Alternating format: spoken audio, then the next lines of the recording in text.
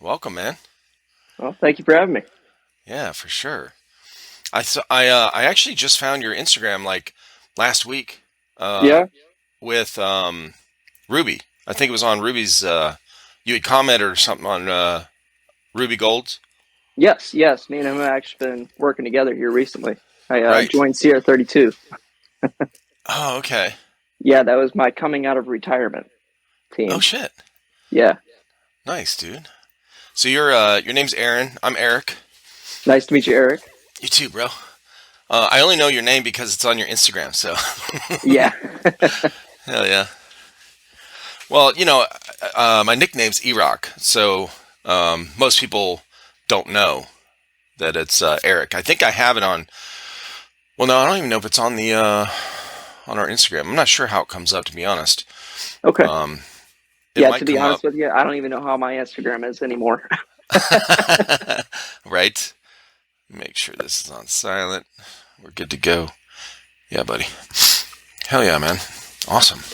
Yeah, I was really glad that you were so open for like your schedule for whatever Yeah. night. That worked out good. Yeah, I'm glad. The holidays and everything. Yeah, my son, he just went away to his mom's house for the week. So I said, you know what? Let's go ahead and just do it this week. Yeah, dude, you got time. Yep. Okay. Well, what's Previously funny just laid is, off, started a new job, so now we're oh, kicking butt and taking names, man. oh shit. Okay. You said you got laid off. Mm-hmm. What were you doing? I was a maintenance technician for Gentry's Landing. So if you look at the St. Louis Arch, there's three buildings behind it that are kind of like triplets. Yeah. Those are apartment buildings, Oh, 417 apartments, and damn. I was in charge of maintenance for them. Wow. Okay. Yep. Yeah, I do similar work. So well, maybe a fourth of my time is spent with property management, just like that, with maintenance stuff um, for different the units. I think the guy I work with owns 20, 25 units, something like that, Hmm. all in the same two-street area. So, Oh wow. always I'm doing, hoping to get the same way like him, man. yeah, right. Yeah, we mostly do rehabs. We'll do Yep. remodels, but yeah, part of our time is maintenance stuff. You know, Okay. except the things that have to, be like the gutters that are 50 feet up. Um, Oh, yeah, 60 feet up. Yeah, not climbing that ladder. hey man, I I had can to hang climb off it. of a building at 29 stories, so Oh shit! they were like, "You're gonna do that," and I'm like, excuse me." You see those videos, man, with the building window washers that go That's down on the exactly what I was scaffolding? doing too. Right. Yeah, They I handed would me a have rope no with a clue. safety harness. I said, "No, thank you. I'm good." Like, well, you like your position here, so you're gonna do it. Right. Uh, and then I was lowering the window washer by hand with a rope. Right? Mm. Oh man, I couldn't tell you this woman probably weighed about 140 pounds. It felt like she weighed 3 tons. By the time she got Holy down to the 13th cow. floor, I'm shaking. Holy shit. Okay. Yeah, that's crazy, bro. Yeah, he's asked me and my buddy to do some things, and we're like, we just have to tell him no. Yep. Like, That's bro. that's the common mistake people in our I would say career Right. don't do. You know, we Yeah. we have to say no when we're out of our comfort. Uh huh. Yeah, it's well, the other thing too is, I mean, we're like subcontractors, so he doesn't have insurance on us. We have our own stuff, so it's like if we get hurt um, on some of those, bro, I'm out for a while, um, or ever, forever. If you fall That 50 was also feet, the same way with us. You know, we worked. I got paid $20 an hour, not even 20. I'll say that, not even 20. right? No insurance, no 401k, nothing Yep, to do what I did. I was like, man, this is dangerous stuff every day. right. Yeah, that's it's actually really common. So they'll being like that, it's like you're not really an employee, but you kind of are. But they pay Hmm. you like a contractor, like a subcontractor, because it gives them tax breaks, Yep. and they don't have to deal with the taxes, and then your own like payroll tax stuff. So it's a lot easier on their end, and you're cheap labor. Oh, So, and not just that, but they're saving money on their taxes themselves because we're veterans. If we're a hmm veteran, they get a big tax break with that. So, yeah, exactly. Right. Yeah, I'm finding out that it's real common. I've only been doing this for a year and a half. okay. Most of my time after the military was factory work. So I worked in factories, Cleveland, Ohio. When I got out, we moved back there and raised our kids there, most of the time, raised our kids there. We've been down here in South Carolina 15 years, but I started in factories and I worked in factories down here as well. Probably 15 to 18 years on night shift. Um, yeah, bro. But so then I got sick, out of the blue. Was paralyzed for a long time. And then during that time is when we started a YouTube channel. Got, interested in airsoft because two of my sons started playing. Hmm. And I started a YouTube channel, give me something to do, whatever.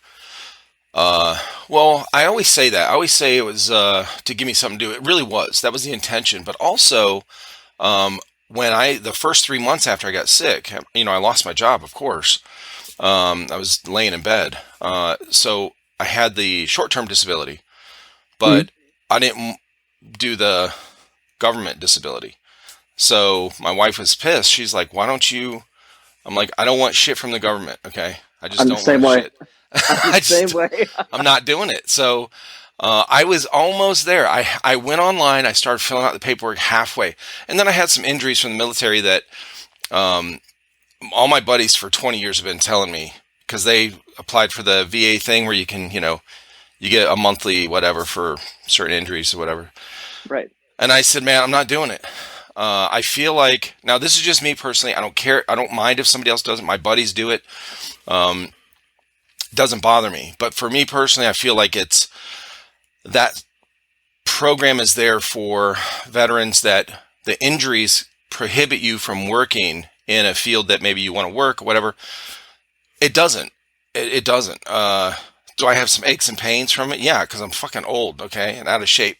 Hmm.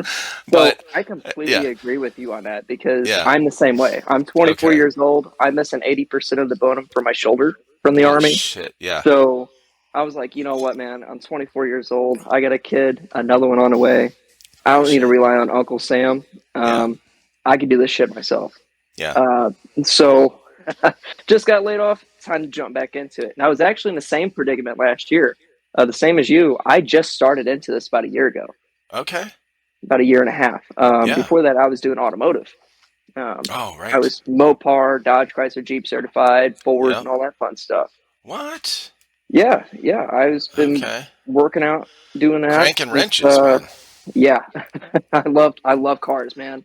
I love cars. Nice. My favorite Okay. one's a '66 Plymouth Valiant. It's Oh shit. beauty of the beast, man. We had a 383. Oh man, dude, I don't know what it is about that motor. My buddy had a was it a '69 or maybe a '72? I can't remember. Nova, Ooh. and I swear it had that same size engine. I think it was a 383 because my no the way my dad worked on cars, and when Mhm. I grew up, the first car I learned on how to drive was a freaking '69 Bonneville. So this Okay. thing is as long as this house, okay? Like super long, 400 four barrel, right? Like massive engine, super fast, and posit traction. A lot of those cars back then had rear posit traction, Hmm. which the new technology with the all-wheel drive and the non-slip, whatever they call it now. Right. Um, but yeah, that's what I learned on how to drive around streets and how to park with this giant freaking boat of a car. But my buddy had a Nova, man. This thing was, we used to scream up and down the streets with that thing. It's a learn all and kill all motor. I mean, we took it and boarded out to a 408, had a Gotcha. thing running 12, and eventually got it down to 9 seconds and a quarter mile. You can do What? anything with those damn things, man. Bro, that's good too, Yeah, because yeah. those things are still, the older cars are heavy. Oh They're all yeah, yeah. steel. Especially when you get down to the 60s. That's Hmm. Steel bumpers. what's even crazier is that I'm still a Dodge Mopar fan, and I Yeah. drive a Charger every day. You Nice, know, dude. army Nice. army thing. Yeah, we all get the Chargers. Is that what it Um, is? Okay. yeah, yeah. We all get the Chargers. It's either Okay. that or we get. some piece of shit German. I don't know what it is, but Oh, that's funny, man. Yeah. Okay. Yeah, my first car. So I learned on that Bonneville, and then my first car was actually a hand-me-down from my sister. My sister, I have two sisters, one older, one younger. My older sister had, my dad helped her get her first car was a '77 Monte Carlo. ooh, So these things were, the love really them. long front hood or front, front end. Hmm. So really short back end. I loved it, man. I loved it. I only wrecked it once. I didn't really wreck it. I just slammed into a curb because, this is in Cleveland, Ohio. 16 years old, first time it snows. Me and my buddies are, talking about it at school. Like, hey, where are we going tonight? We want to do donuts all night, like in the snow. And that's what we did. And I ended up hitting I got a little too crazy. Now, I'm not condoning this, but we were drinking as well. Okay. So we got we got an 18 pack in the back seat and, drinking, but, I hit a curb, it's a Hmm. parking lot, like nothing around. But that was it. But the car was great, man. It was one of my favorite cars. Yeah, I grew up with my mom having a Monte Carlo SS, and honestly, Oh, dude. the scariest time I had was when I seen the tire pass us on the highway. I'm like, oh, that's very odd, Oh, and I'm feeling the shit. car teeter totter. And at this time, I'm about 8 years old. I'm like, hey, mom, the car feels a little weird. She goes, yeah, hold on, let me pull over. Pulls over, and all of a sudden, this guy pulls over behind her, and he goes, hey, you're missing a tire. I'm gonna go get it. He gets out of the car and he starts Oh, my running, and I'm God. like, wait, that was a man's voice. Wait, that's a woman running. Oh shit. At 8, 9 years old, this is the first time I'm ever seeing somebody doing, the whole, the transgender thing. Like cross dressing? Well, that's what Yes, we used to yes, call it, cross yes. dressing. Yeah, back then. Yeah, I'm still getting hip to that whole Yeah, thing. Um, but yeah, I'm very confused because I'm seeing a sure. tire go off. I'm hearing a man's voice and a woman running. Whoa, that memory sticks with me today. Oh, for sure. Well, when luckily nothing happened. You guys didn't Right. spin out or whatever on the road. Yeah, good thing, man. Whew, Yeah. that's And wild. honestly, what's even crazier is that following year, it was snowing and we were going Yeah. on a turn on the highway. And she rolled that thing 4 times down this hill into a ditch. My brother slept the Oh, whole way down. holy shit. He Oh my woke up God. hanging out of his car seat, and I look back at him. He's still asleep. He goes, hey, what's going on? Oh my God. Oh, that's wild. Yeah, I've been in let's see, one car accident my whole life. Um, and it was my fault. No other cars involved in the accident. I was on my way to work. I had just bought this. Well, maybe I had it for about a year.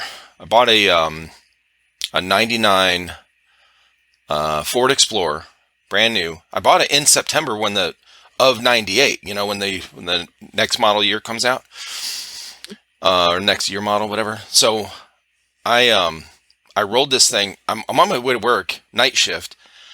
I was running late, and we have a point system, and I'm like, oh, I can't get any more points, kind of thing. Mhm. Uh, so I'm speeding like crazy, bro. I'm going like 80 and a 40, 45, whatever.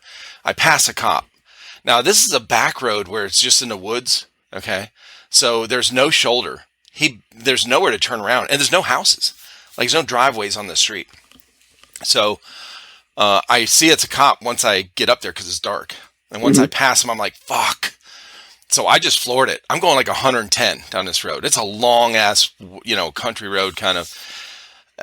And I could see him put his brakes on. He has to do a 3-point turn to turn around. I'm like, fuck him. He ain't catching me. Okay.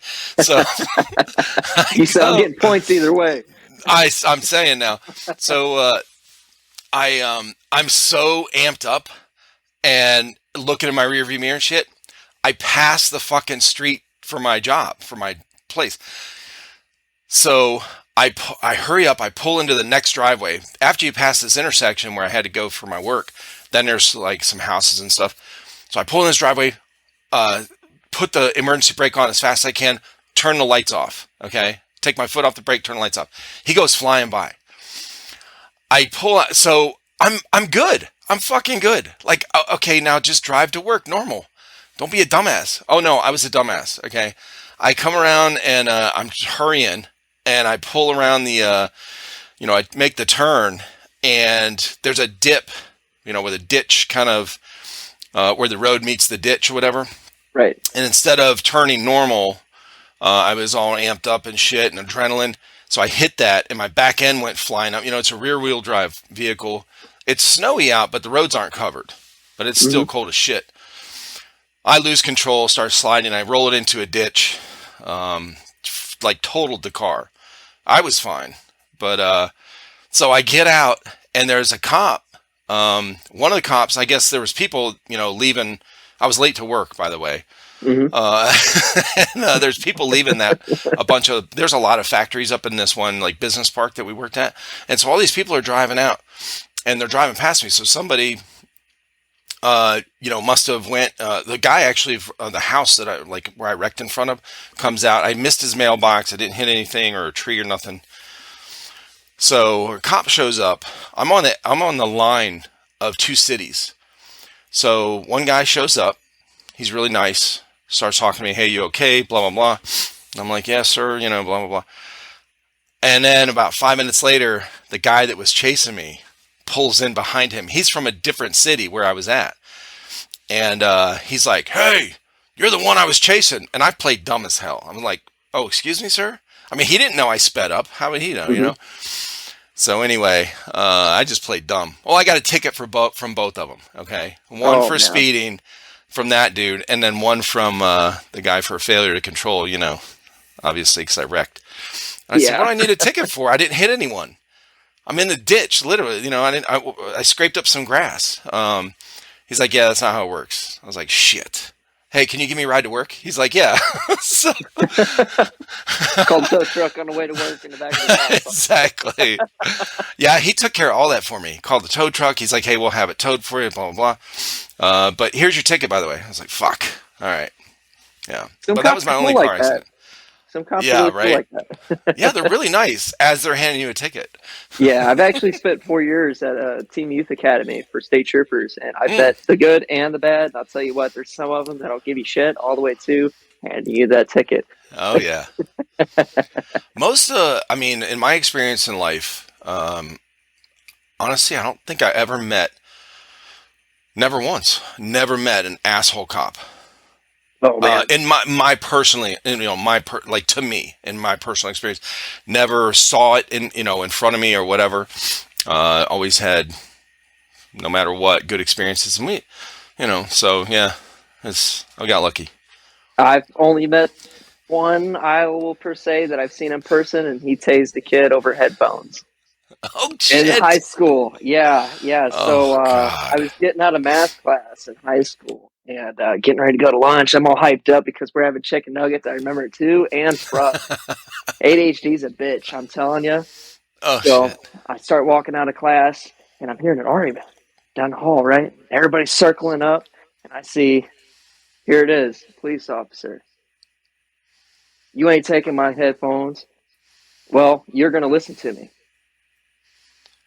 Sure as shit, he didn't listen. He goes, get on the ground. I'm gonna tase you. Get on the What? ground. As he's going to walk towards the police officer, he said, I told you.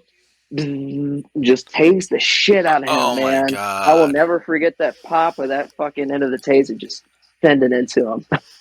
What for headphones, bro? Now For headphones. that's a fucking ego trip. Okay. Yes, it was. Honestly, so I live in at the time I lived in Granite City, kind Yeah. of near St. Louis, right outside St. Louis. Okay. So school resource officers have to be dicks. You know, we're Oh, in an this is one of the. area. Yeah. We're in those areas where students don't respect authority or they're adults Mm, around them. You know, yeah. and this was just one of them kids that repetitive issues and issues and Oh, issues. I okay. actually recall the same kid stealing pants out of my locker Oh, one time Jesus. because he didn't have pants that fit him. And I was like, dude, I posted on Facebook the very next day, like, if somebody needs pants, just message me. I'll buy you pants. Don't steal them. I'll give them to you. Okay. Yeah, like if you need pants, man, I'm willing to help. Honestly, Oh 'cause, shit. I mean, I spent so much money already helping everybody else, so let me help you, and Yeah. let me have that sense of satisfaction of lending a hand. Right. But oh man, Oh, that's funny. my high school was a trip. So you grew up in that area, right? Yep, yep. Okay. And then what Um, made you go in the military? it was more so the bully thing. Oh, You've talked about it a few times on your yep. podcast. The bullies, I hate them. Yeah. No shit. And at the time when I went in, I was 120 pounds, 110 pounds, and I came out at 280. I hated Damn, the bullies so bro. much. Yeah, if you look at the What the? They're pictures, giving you some good shots. oh man, it was the peanut butter and the peanut butter shot, both of them together. Yeah. Mm. Oh God, those ones fucking hurt, bro. Yeah, we were getting those back then too. Yeah. Oh Okay. yeah, you're sitting your ass on the edge of the seat, going, "Oh, just please, Yes. just please." Well, I was telling somebody about that. You know, like when you walk through the line, you get the guns, on your arms, Hmm. where the shotguns are just, you Now know. we didn't get those. We had Oh. actual syringes that we actually Oh. walked up to the Okay. booth, and they had several sticking out. Like when you go to the doctor's office as a kid, they have a little plate full of syringes, and they just pull them out. Oh. Okay. They're all nice about it now. They don't Yeah. really push you through it. Standing in line, that's a hell of a spot because I was picking gum off my boot and I got my ass reamed. Whoa. We had a terrible pink eye epidemic during boot. And they were like, "You're the reason why we have pink eye, you dumb fuck. You can't keep your fucking fingers out of your fucking boots." I'm like, just please. Oh, that's funny, man. Yeah, we had pink eye as well when I was at MCT. So, we go to boot camp for the Corps, and then we go to 30 days in the field, which is Marine combat training. So that's really where we get our most of our tactical stuff, whatever. But we had it out there in the field. So there's nothing around. I mean, this is in the fucking woods. We had Right. fucking pink eye. Somebody wiped their ass and didn't wipe their hand in the dirt or That's something. it. That's usually where That's it comes it. from. Getting Yep. shit in your eye, literal shit in your eye. Yep, that's honestly was the running joke because each one of us had it at a minimum of 3 times. Oh Three shit. times. Yep, Yeah. that was at least me for sure. I had it 3 times, and I'm like, dude, I Yeah. wash my hands every day. Uh, I mess with people because it got to a point where the little Germex bottles that they give you. I don't know if they did that with you guys, but they No. gave you Germex bottles to carry Oh, around, okay. and I'd fill it to the max every day. When you're on fire guard, fill the thing, and hey, you want some Germex? Yeah, squirt the whole thing in their hand. Oh, Yeah, okay. now you're really clean. Oh shit. Yeah. No, we didn't. We Oh, didn't have that. Yeah, we didn't. I don't. I'm trying to think. We had the only thing we had to wipe our hands with, especially out in the field, was the or even in the barracks. We had in the barracks we had of course towels and shit, but out in the field we had the wet nap from the MREs, mm-hmm. and the joke was you save that for Munda, okay? So, and I was like, what the fuck's Munda? They're like, Munda cheese. I'm like, what is that? From under your nuts. I said, oh God. Okay. And then once you're in the field for like 10 days, after You about a learn. week or so, you're like, You learn. oh, now I get it. Okay. No showers for that long? Yeah, bro. You come back Yeah. on day 31 and yeah, you are ready. Okay. Ready for a good cleaning. But, Now, my basic training was kind of like combined with the FTX. I was infantry, so our oh, basic boots all in one. yep. And man, I'll tell you how many times we were constantly that Germex was just a lifesaver. I'm sure. Take a Germex shower out in the Oh, field. You're for like, what the real, hell are you bro. doing? Like with 100 guys or 80 guys, like in a platoon or whatever, like yeah, man. And as close as you get, with all the training and snotting and sneezing and blood and Mm-hmm. sweat and shit that you're exchanging, like just rubbing elbows. Mm-hmm. Um, yeah, man. It's yeah, I'm sure that's a lifesaver. Yeah, my first night of night training, I slept underneath a tree, and there was cockroaches coming out of it. And I'll tell you what, that was the cleanest I've ever been because I took somebody else's Germex and I cleaned the shit out of myself. You should have ate them. This good protein. What are you talking about, dude? Ah, man, Oh, man, that's that's nasty. calories. I forgot. I could have bulked up then too. Bear Grylls, okay? Come on now. Bear Grylls that shit. No, that's what 10th Mountain is for. They teach you all that shit then. Oh, right. Oh, it's funny. So so how long were you in? I was very short, very short. Yeah, I'd say a about couple years. just after boot, I kind of got discharged. Oh, Um, okay. yeah, Did, yeah. FTX, fucked shoulder. It's a whole story. I'd rather not get into it. yeah, no problem, dude. Um, I appreciate it, Yeah, man. but after that, I kind of I don't know the right word, but I longed for the military. And Mm, before I got in, middle school wise, I got an airsoft. Wasn't as serious, but after I got out, man, I really got into it. okay. I really got into it because I was looking for something with that structure of, Mm. okay, I need somebody to yell at me every now and then. Don't have Don't we mom, all? don't Don't have we all? dad. Mm. Fuck it, let's do a Milsom West. Oh my God. And that's what you started with? Oh yeah, yeah. And then I went to Copperhead. I have a passport back here, but Nice. I got a hold of Frosty from American Milsom, and he really got me into it. He invited me out to Copperhead, paid for my ticket. He had me do the direct action mission, the dam, Oh, and I he's don't know like, any of "No, this. Now, first off, so Frosty is he part of the team that runs American Milsim? yes, he is. He is one of the staff that runs American Milsom. Gotcha. Frosty, he's literally the first person I talked to. Um, he's kind of the guy that runs the dam operations, and I'll tell you what, he is one of the most down to earth people I've ever met. Yeah. Honestly, so even when it comes to equipment wise, this man is geared. He's ready to go. He's one of the doomsday preppers. I feel like that's ready Oh for yeah, anything. good. Okay, I need to Oh, talk to that dude. I love he's even preppers. Yeah. he's gave me pointers on night vision, flick Awesome. carriers, um, and every Milsom event I went to, I've talked to him before I went. He's at Yeah. least given me a few tickets to go out there and participate in these dams. And what a direct action mission is. Have you ever watched them videos for the direct action I missions? I don't know. No, not that I know No. of. I mean, Okay. I've seen a lot of videos, but I didn't know that's what they were. Yes. So when you go to a direct action mission, you're given this little patch. Oh yeah, I've never seen that. Uh, Okay. yep. So Nigel, I don't know how to pronounce his last name. Ellis. He's from Intrigue Airsoft, and then he moved to Evike. They pronounce that, but Yeah, I know, right? it's one of them confusing ones. Yeah. But he moved over into that. But bah, bah, bah, bah, bah, bah, bah. I get to say, damn it. The dam direct action mission. Yes. Tell me about. There's something I was about to hit on the point with them. But anyway, when it comes to these direct action missions, man, they run blank fire. Nice. They'll give you, hey, there's a hostage.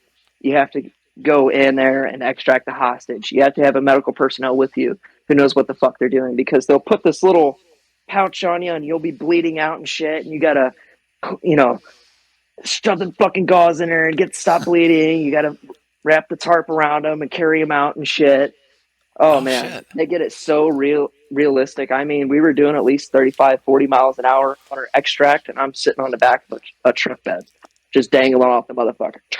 Oh my god. Yeah, That is cool as shit. Hell yeah. yep.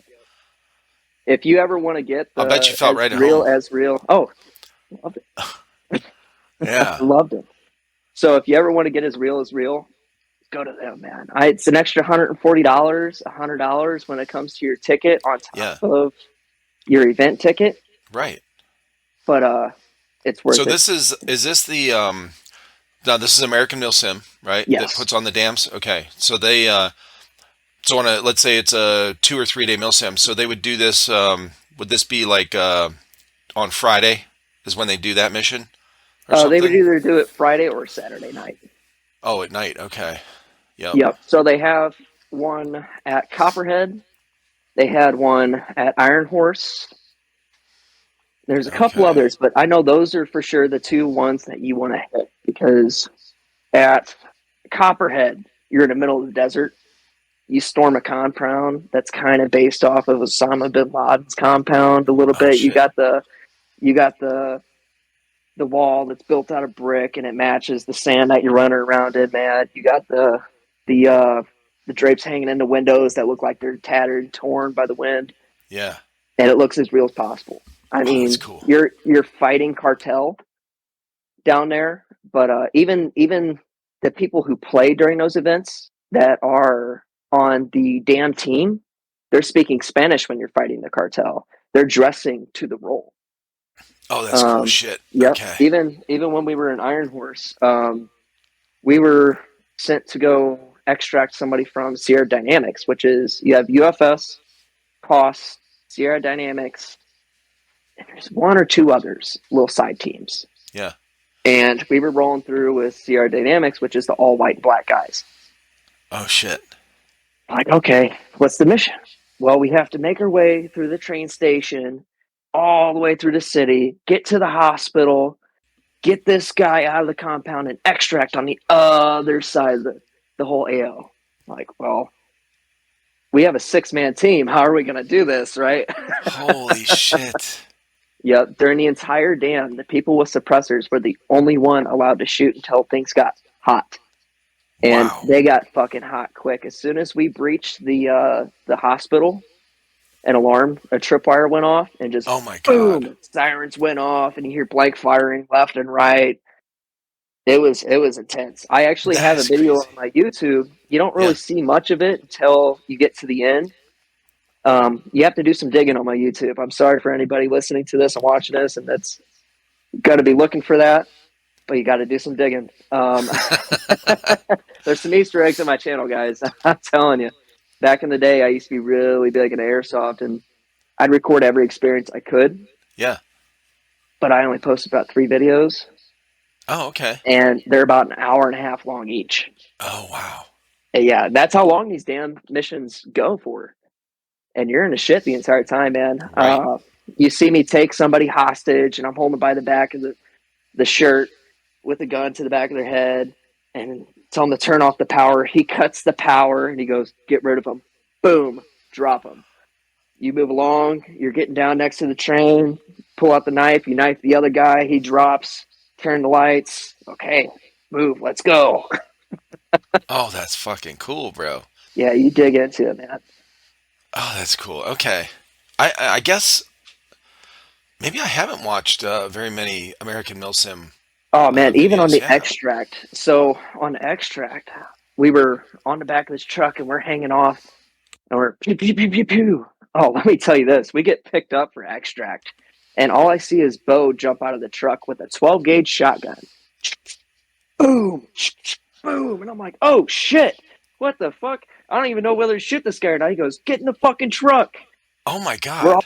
all in the And he's back of shooting this truck, and blanks. we're yeah, he's shooting blanks out of a Whoa. 12 gauge, man. That's And awesome. of course, we have several people with ARs that are shooting blanks, Holy and you have shit. several people with airsoft guns, which I thought, oddly enough, I was with people from another country, so I didn't even speak their language, Oh trying to shit. get them through this entire mission. Telling them where to go. Like, yo, I'm not squad lead. I'm breacher for this entire event. I Yeah. can't take orders, so I got to give orders because Oh I my don't want to die, god. man. Right.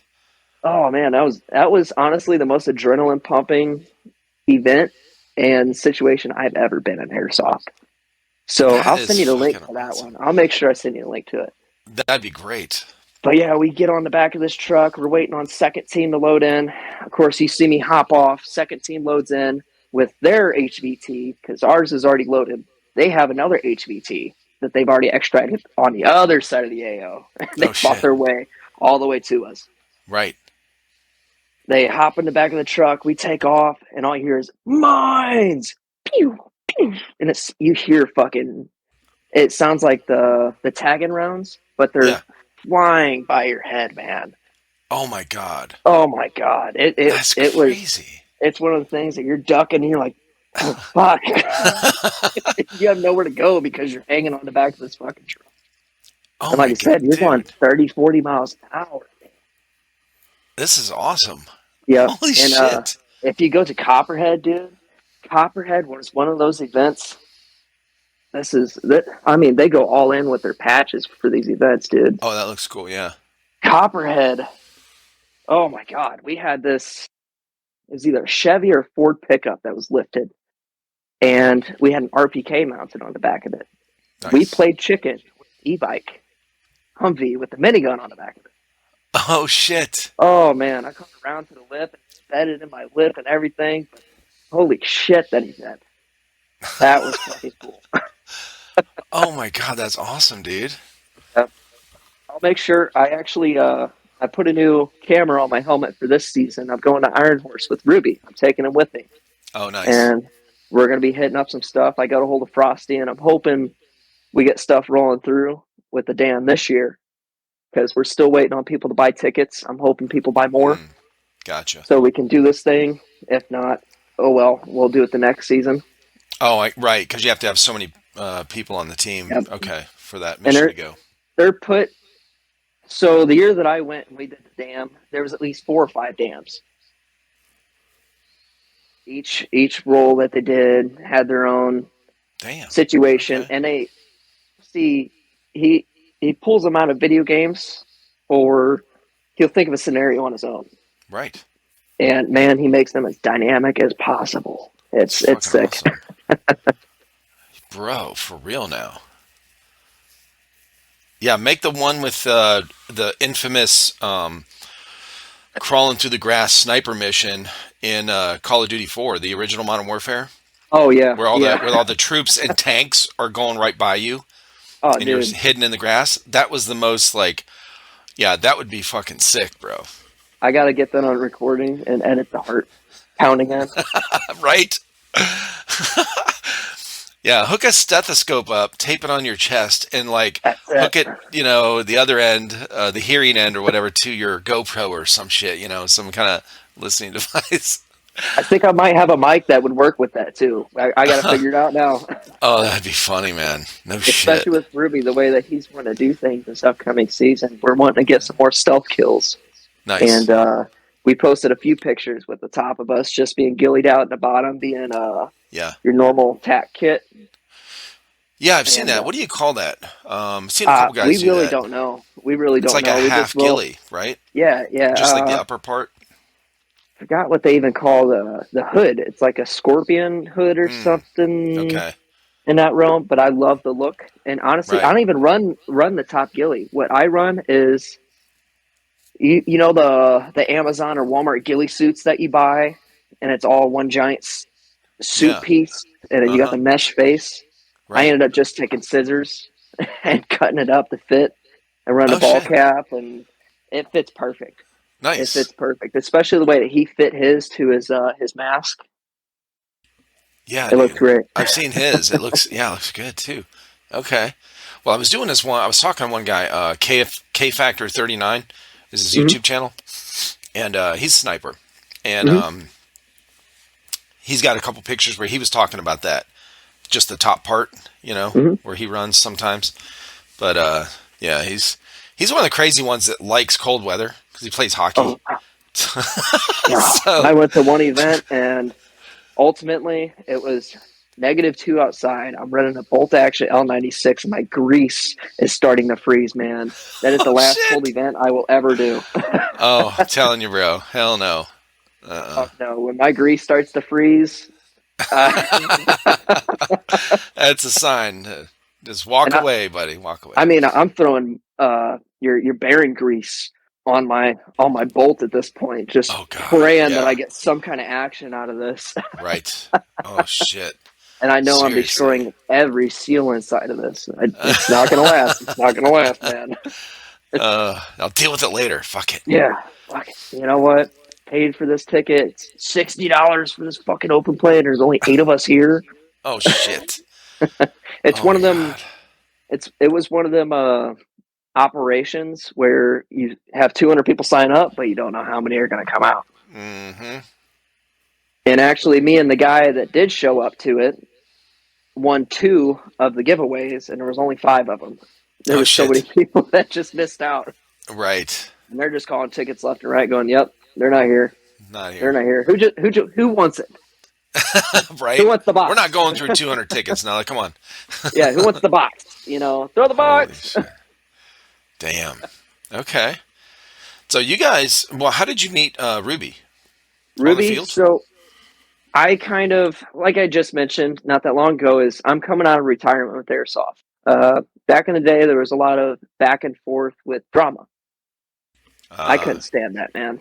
yeah, fuck I that, that bro. that goes along with that bully sense, Yeah, and I was just starting to make a name of myself. gotcha. Father's Day rolled around, and man, I got into a fight. I I am not a physical person. I am not somebody who chooses aggression, Yeah. but son ended up headbutting me, and I chose to defend myself because at the time I'm a minor, Oh, 17 years okay. old, Right. and he ends up headbutting me. Yeah. Okay, I look at dad and say, "Hey, dad, get your son before he gets the shit knocked out of him." Right. Look back, he headbutts me again, man. Oh, At fuck that that. point, it just clicks. I knocked the Right. shit out of him. I seen his feet fly up in the air. I turned right after feeling the ground shaking.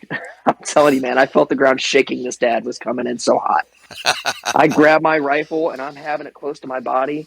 And I mean, I swing it into him and I snap my rifle in half. I hit him so hard. Oh, shit. I fall down and dad's on top of me, holding me by the throat, going, "I could kill you." Like, dude, I'm 17. Do it. What the Just, fuck? just do it. I'm 17. You got to calm down wherever you're trying to carry this. He goes, "Well, you hit my son. He's a minor." I said, "And I'm a minor." Yeah. You're assaulting a minor. And I met Ruby Jesus. right after I got done talking to a person who used to be a local ref in the area. His name is Cakes. And he Mm. goes, "Aren't you banned?" I'm like, "No, I personally know the owner. He never Yeah. once said I was banned." So how about I go talk to him real quick? I get out and I see this guy. He's got a whole group around him, and I'm loving the positive energy he's giving off. And I'm like, "Oh shit, okay, I gotta go talk to him. I gotta go talk to him." Turns out this is the same guy who I've seen post videos Mm. about being field, Mm-hmm. YouTube and Facebook, and I'm loving the energy. Okay, I gotta play with him, man. I gotta carry that positive vibe. Right. And like you've mentioned before, dude, that guy's energy.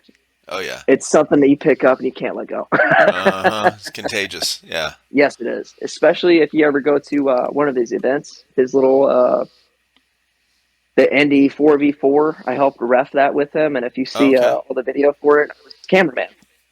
Oh, shit. Okay. Um, yeah, dude, the energy and it's so hard to keep a camera on that guy. He jumped left and right, and I'm like, okay, I got to keep it still. How are we going to do this? Yeah. No kidding. Okay. Oh, loved it. Yeah, I don't understand this when parents go to the field with their 15, 16-year-old, whatever. Maybe it's required that they stay there. I don't know. I know the indoor field that we've been to a couple times, the parents would drop their kids off. Like, Mhm. even like, I don't know what the age limit is, but I know it was pretty young because I think there was like a 12 or 13-year-old, maybe 13 or 14, I don't know. They're there by themselves. The parents drop them off and go. So, first off, if you're the dad, teach your kid some good sportsmanship. And I Yep. understand things happen in the moment, heat of the moment, you're, competitive, whatever. I get that. But so learn to use your words instead of your fists first, okay? Yep. Yep. And don't start a fight. Don't ever start a fight. Like, you can defend yourself and it ends up in a fight, but don't start one. And Yep. yeah, the fact that he's doing that, and then his dad, of course, it's so classic. These parents that uh, they don't even know what's going on and how it No. started, but they just assume that you're the bad guy because Oh my yeah. son would never do anything wrong. What are you talking about? I mean, I would get It's offensive if I seen my kid's feet fly up and smack himself in the head. I mean, I hit this kid so hard, I pushed his braces through his lip. And they literally had to come over and go, "Well, he's not pressing charges." I said, "Good, because I was about to press charges on him too." exactly. Yeah, he fucking started it, bro. But back to like parents leaving their kids at the field. When Yeah. I first got in an airsoft band, my first time in airsoft, I told my dad, I was like, "Hey, I want to go play paintball." And he goes, "You want to go play?" Okay. got me in the car. I didn't have any equipment, no guns, nothing. I just got Yeah. dropped off at the field, and he said, "Have fun," and left. Wow. Um, and then I walk up, and I've seen 5 people play paintball and 30 people playing airsoft. And No I met shit. this gentleman named Alex Mead. And Alex Mead is the reason why I'm in airsoft today. What? He walks up to me and he goes, "Hey, you here with the group? You're walking up here. Like, where are you coming from?" And I'm like, "Well, my dad just dropped me off to play paintball, but it doesn't really look like anybody's playing today. Can I join you guys in airsoft? I don't have a gun, so I'm going to go get a rental." He goes, "Don't do that. Come here." Walks me over to his truck, hands me this AK, and hands me this vest. And he goes, "It's yours. Keep it." What? I said, "What?" Holy Yeah. shit. I'm just like, "What?" He goes, "Yeah, keep it." Oh, shit. This is my first airsoft gun. Like, whoa, okay, cool. That's Man, awesome. he took me underneath his wing and he put me through a journey of just showing up to these open plays. And I mean, these people are 10, 20, 30 years older than me, 40 years older than me, even that. Wow. And I'm meeting these people who have life journeys, not just from the military, but surviving cancer and, we'll just call them life journeys. Um, Yeah. they're going through so much in their life that they make time for this sport. And they're also taking kids just like me underneath their wing Yeah. and they're teaching them, "Hey, come in, here's some stuff, play with us." And it got to the point where I could finally get my license, finally get a car, and I'm out there every weekend with Alex playing these open plays. Yeah. And then he got me to go out to Nigel Ellis. He held the video game Division. Oh, I love the Division. It's one of my. I'm Oh still my playing God. Division 2. This is one. I'm He, stuck on it, bro. I can't get off of it. I actually have never played the game, Okay. but he had this event after Division, Oh, that's and the awesome. gameplay was awesome. It Yeah. was out in Kansas City at the MAC or Mass Nike Missile Silo Training Center, Hmm. but it's out in Kansas City, and ran Oh SHD, shit. Nice. dude. I saw that picture on your Instagram, and I was like, oh, this guy plays Division or something. I don't know. No, so he took me out there, and he's like, "Yo, I know the guy who's setting this stuff up, and we're gonna play SHD." Okay, cool. And I met Mackenzie May, who in our area was a very big influence in airsoft. He's from Scotland, I believe. Oh. Big hefty of a dude. I mean, I was, I'm looking at this guy like, is this God? Man, he's rolling through and he sees me fall. And at the time, I had the honey badger. I forgot who made it. I think it was Aries Amoeba. Okay. But I fall and I snap the stock in half, Oh and I haven't even shit. got to shoot a round out of it yet. Oh Jesus. He goes, "Come here." He hands me this mag pull M4, and I'm looking at this gun. I'm like, "Holy shit, this is fucking awesome, Yeah. dude! What'd you do to get this?" He goes, "I just enjoy this sport. Why don't you run that for this event?" Okay, cool. That event is one of the first triggers for me of, dude, you have to be in for the long run for this fucking sport. Yeah. I ended up almost failing high school because I went down and was playing so much airsoft, man. Oh yeah, that's cool. I mean, at least it's something active. You weren't stuck, sitting there playing a video game, getting addicted to that shit, and Oh, like, man. I said it was drugs. Get me yeah, away from the drugs because in my area it was either you're doing coke, meth, yeah. or just some dumb shit, man. I mean, I was doing sports at the time. I was going on my third year for wrestling, and I was following up my state championship because I Oh went shit. state the year prior. What And I was like, what weight okay, class did you wrestle? 110, 110, or Nice. 109, Right. 109, and then it changed to 110. But Mm-hmm. 109, man, that was something. I dropped from 118, I believe it was, Okay. all the way down to 109. I'm on stick already, man. Yeah. So losing that much weight was. I'm throwing up in the bathroom. I mean, I'm Oh, spitting a damn Jesus. cup every day. At the Right. time, trash bags was illegal, but nobody could see them underneath your sweats. Exactly.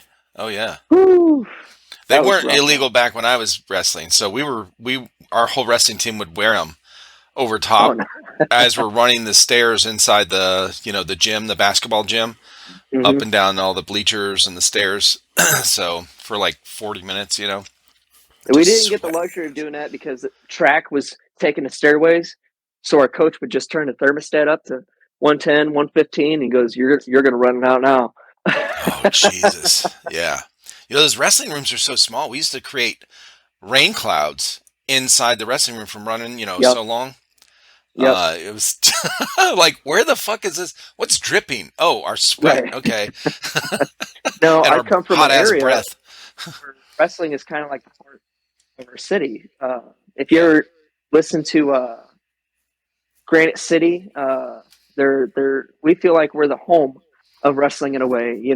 Really? I don't know if a lot of schools are like that, Yeah, yeah. but we had the Kurgans, we had the Dowdies, we had the Whalens. Chris Oh, Whalen, shit. uh, Yeah, yeah. he was my coach. Oh, my God. Yep, I actually went So you against were good. his nephew in state, and I fucking beat the shit out of his nephew, man. Oh, I'm my telling you. God. Awesome. And this was my first year in state, dude. I'm just like, I guess it's in my blood. Yeah, Oh, that's let's do cool. this Yeah. shit. Right. But balancing the sports on top of airsoft, I actually ended up giving up my third year of state to play Oh, airsoft. right. Yeah. I was like, you know what? I'm not going to make weight this year, Yeah. so we got to do it. We got Well, to I'll do tell it. you, give you an idea of the size I was. In eighth grade, I wrestled 155 weight class. Hmm. Yeah. And then the ninth grade, um, 167. And that's pretty much where I hung out between that. And I did go for a tournament. I dropped down to back down to 155 for a tournament. And, it's rough, man. When you're a teenager, and you're lifting and you're lifting weights and you're trying to, gain some strength and you're cutting weight, bro, Hmm. it's fucking It's the brutal. Like I'm pastries. fucking It's the starving. pastries. Like I'm seriously starving at night. I can't focus on doing my homework. I'm fucking starving. Hmm. I'm just like I want to eat and my parents we didn't have a whole lot growing up but I would live on peanut butter and jelly sandwich like all the Hmm. time because it was cheap, right? My mom's like, if you're going to eat anything, you can eat that. And then later it was just peanut butter. It's like, where's the jelly? Would you just eat peanut butter? Okay. So, but yeah, when you're cutting weight like that, bro, I remember numerous times on the bus ride from our school to the wherever we're going, as visitors, we're spitting in cups on the bus. Yep. Just constant, like, don't drink any water because when we get there, we got to weigh in. Hmm. So we're spitting and spitting. I lost a pound. When I weighed in at the school, of course, everyone before we leave has to weigh in, so your coach knows, hey, you can make, at least you won't be useless when you get there. Right. And then I didn't need to lose a pound. I just want to make sure that in cases like the scales are wrong. You know how it is, man. You're like, Right. You're taking the sweats off. You're down to your bro, boxers, and you're like, okay, I'm yeah, point two off. If I drop the boxers and the socks, wrap a towel around me. I'm making weight. yeah, exactly. Like, dude. So yeah, I was spitting in the cup, wearing trash bags, cutting weight, starving yourself. Honestly, Oh yeah. it was, and it's not like our coach told us you had to do it. I mean, they weren't allowed to tell you that you had to do it, but they Hmm. would suggest it. Oh yeah. Like, they wouldn't tell the whole group. Like they wouldn't announce it, but they're going to tell you individually. Hey, well, here's some tips and tricks on how you can.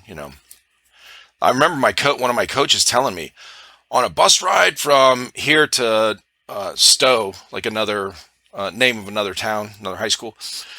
I lost a pound on the bus ride, and I was like, "What'd you do?" He's like, "I just spit." Uh-oh. Yep. We're good. We're good. Oh, there you go. Is that a phone call? Yep. Yep. Oh yeah. So he's just like, I lost a pound just spitting. That's how I learned it. But anyway, yeah, interesting. Okay. Oh Yeah, man, I taught all I've my had my kids. coach pick me up in the middle of the night, 10, 11 o'clock at night and go, "Hey, we're going to go run." And Oh shit. dude, it's 3 foot of snow outside. Well, we're going to go run. Put your trash bags on. What? It'll insulate the heat. And at this time, I'm in club and my mom's dating the coach of the club. Oh shit. Oh man, that was fucking hell. Oh man. Dude, that's like the scene in Rocky 4, bro, where he goes to That's what I Russia. felt like every night when this man would come up and go, "We're going to go for a run." I'd have my bag of sweats and the trash bags, and I'm like, okay. It got to the point where I was constantly wearing wrestling shoes. I ended Yeah. up ditching the sneakers and the slides and shit like everybody else was wearing. I would just wear my Asics wrestling shoes Oh yeah. day in and day out. Yeah, those things are great, dude. I used to love mine. The way they fit, Hmm. they're so snug and the bottoms are so grippy. Oh yeah, Yeah, they're great and they're super light. yeah. Honestly, it got to the point where I had a set when I got home. I had a set when I got to school for wrestling, for track. Holy shit, yeah. I loved them. I Yeah, me loved them. too. So how did you so then you go in the military and then so then what when you said you come out of retirement, is it because of your time away in the military? You obviously weren't playing No, airsoft. so Oh, when okay. before I left, I seen the way that people were treating each other on the field. Gotcha. It was more so this guy said something about or he's yelling at kids. This guy said something about this guy. Okay, now they're targeting me because I'm a Mm, face, I'm a name. I created something for myself, and usually when they do that, it's because they're jealous of something, sure. or I'm not going to give them any excuses. How about that? But they targeted me in a way that I felt bad. I was like, you know what? I need to get away from it. I'm just going Yeah. to sell all my shit. And what's actually funny is that today was the day that I announced my retirement. I went on Today's date? Facebook. Today, today was the day that I announced my retirement, and I posted on Facebook, is anybody still really big into airsoft? I want to sell totes full of guns, equipment, just a bunch of shit. And then one person commented on there and said, just keep one basic kit for when you get back into it later on in life. And I commented on there today and was like, yo, you was right because Oh my I'm doing God. something today that's actually pretty neat. And I told him what's going on, what we're doing here. Right. And I was putting this together and I was like, you know what, man? This is actually the same kit that I saved. Holy shit. This is everything that I saved for it. Right. Holy shit, he was right. That is cool, man. Okay. So the day after Christmas, a couple Yep. years or a few years ago, you were Yep. like, okay, I'm done. And now you're coming out of retirement. You're on Airsoft podcast. Well, I guess that's debatable. There's some people that are like, you don't really talk about airsoft. I'm like, well, I Oh don't because man. I don't know much about it. I'm asking questions to you guys. So, but yeah, you're on an airsoft podcast. You're and you've got some great background. Cool ass gun sitting there. You got your NVGs on your Yeah. helmet. I want to see all this stuff and all these patches and stuff. And by the way, Yeah. your helmet's on top of the bookshelf or a shelf or whatever that is Oh because yeah, you like the display? those are fucking awesome, dude. Yes. Yeah. So this is a few stuff that I've collected over the years, and we'll start off with the AK. How about that? This Awesome. is something new to the kit. I used to be a big M4 guy, so Okay. I had a Block 2 MK18, and now I'm running a GNG AK. It's got the Falcon system in it, and I fucking love it. Oh my god, this is the longest shooting rifle I've, and it's still shooting under 400 FPS. Wow. Yeah, love the fucking thing. I run a Glock 18C, full auto. Um, oh man, get with this helmet. How about that? Helmet's where it's at. Right. So this is the same helmet that's been rolling with me since I first started airsoft. This is Oh, one of no them cheap shit. helmets. Yeah, this is one of them cheap helmets that you buy from uh, Airsoft store. I actually bought this one Right. off of e-bike, Okay. and I just threw a helmet cover on it. And you see my GoPro mount. I ended up just drilling into it. Got a few stuff back here mounted into it. Okay. My nods are Ghost Sight Phantoms, I believe. Okay. Believe it or not, I was cleaning out an apartment that a resident moved out of, Yeah. and I found these in his apartment. What? Yeah, yeah, I found these in his Fuck yeah, apartment, bro. and he had level 3 plates. He had a few thousand rounds of 5.56. I mean, this apartment was the mother load, man. Oh my God, that's awesome. It was the mother load. The But coolest, or I guess the weirdest thing I found in some of our units that we've done started demos on and stuff was a fucking dead squirrel in the ceiling. I'm knocking down all the ceiling and a bunch of leaves fall out and this dead squirrel is, I mean, years dead, years old, like dried up and shit. oh, But yeah, oh I'm no, always looking for like, oh man, I hope this is the one that I'm demoing, that I find some money in the walls or a gun or some ancient like historical kind of cool shit. yeah. So I've actually gotten quite a bit from some units. I gotten two motorcycles out of it. Actually, I'm in the progress of getting them to my house. I got a Polaris Victory and a Polaris Vegas.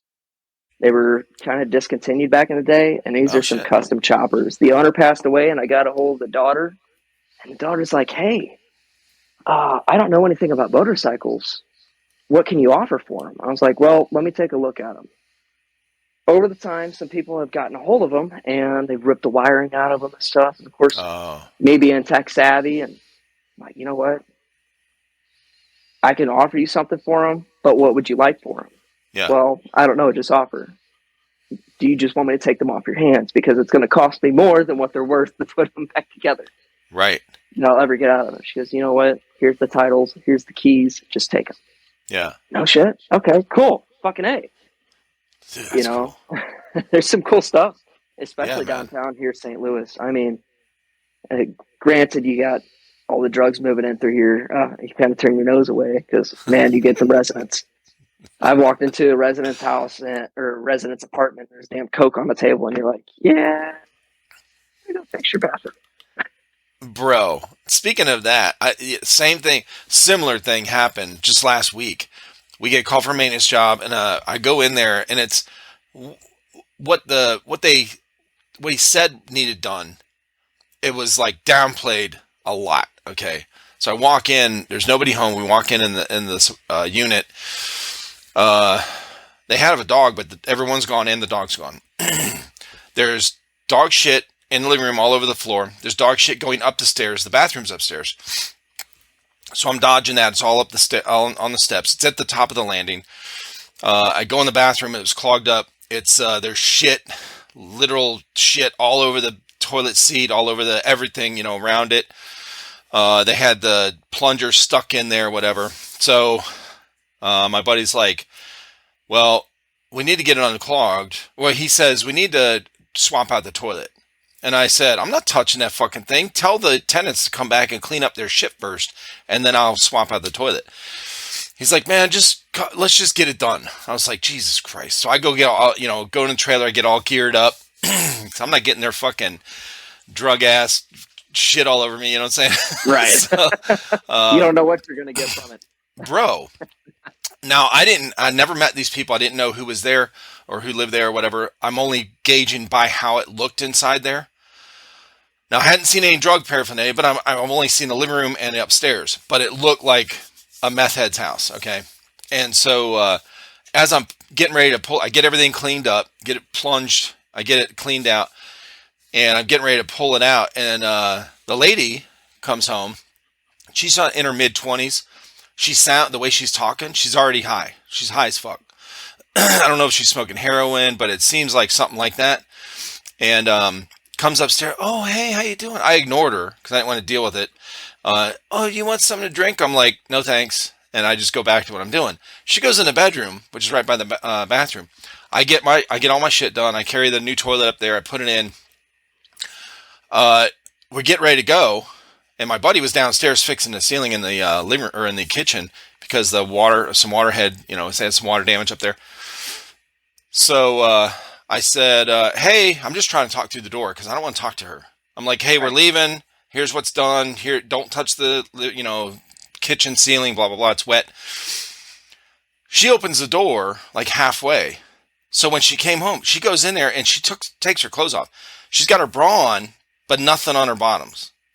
She's holding a fucking, and my buddy's standing right next to me. He can see the angle he's on. He can see her whole body, and Oh he looks Lord. down and is like, "Oh my god!" And I go, "Hey, we're just trying to, you know." She's trying to talk to us. She's high as fuck, bro. She's got the pipe and the lighter in her hand. I'm going, "No, just we're good." "Oh, you want something to drink?" "Nope, I don't want nothing, bro." So we leave, and I said, "Bro, I am never ever going back in that unit. If there's Nope. something he's done, you can tell our work partner, you know, that talks to the tenants. Tell him to tell them to clean up their shit, and nobody needs to be there while we're there. I don't want Yep. anyone there. Okay, fuck all that shit. No, it's There were crazy. some residents who I've also done the same thing, but I will look into their apartment before I even go in. You know, you do the knock, you look, hey, can I call or can I enter? Do they have pets? You're looking on a slip and it says everything for them Right? because they have to fill it out for the maintenance request. Now look on Yeah. it, okay, open the door. Oh shit. Mm-mm. Uh, there's Coke on the counter. Like you said, there's dog shit everywhere. Oh God. Toilet's leaking. This is almost the same instance that you're going through. So I'm like, Right. okay, I'm not even gonna go in there right now. I'm gonna go downstairs and see if it went through their the floor below it into that apartment. Go Right. down there, nothing happened. Okay, thank Oh, God, good. thank God. Less of a job. I'm just gonna tough it out.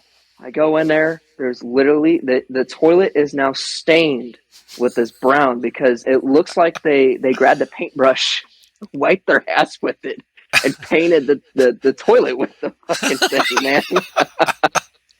Oh God. So, you know, I'll write on a ticket, please clean, will not return unless clean. And then I'll get a phone call. Hey, you can't say that. Well, do you want me to take a picture? Because I'm not Yeah, going to go back in there. You guys bro. don't even give me health insurance. If they have something, I'm fucked. Yeah, I know. I was telling my son, one of my sons, actually is a project manager for a builder, a home builder. Mm-hmm. So he deals with all that, and he also, you know, he deals with all the subcontractors. He deals with the paperwork side. You know, he doesn't have to pull the permits. He has to talk, you know, let people know, hey, whatever, make sure everything's on time and all that shit. Well, anyway, so he's in similar fields, so he knows what I do, and he know, you know. So I'm telling him this shit, and he's like, bro, you shouldn't. They don't have insurance on you. You can't. What if you get Hep C from these Yep. fucking, you know, places you're going in?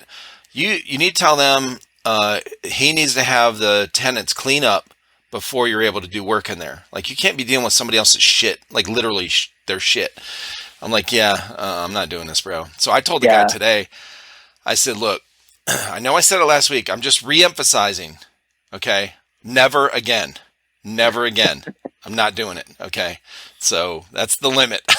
That's where I You draw the know, line.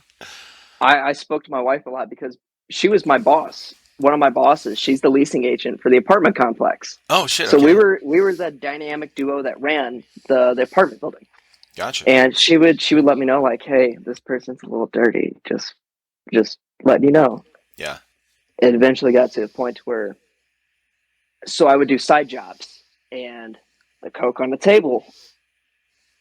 There's one resident that we know it's coming from. We know all the drugs is coming from. Yeah. So we stay away. Right. But they side contract me to hang a few TVs in their apartment. I'm like, okay, you know, it's just a few TVs. They won't have anything out. I'm praying to God that they don't.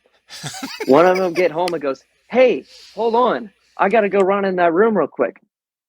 What room? I'm in your back room right now because I'm talking to her as she's walking into the apartment. And I'm all the way in the back room. Oh, shit.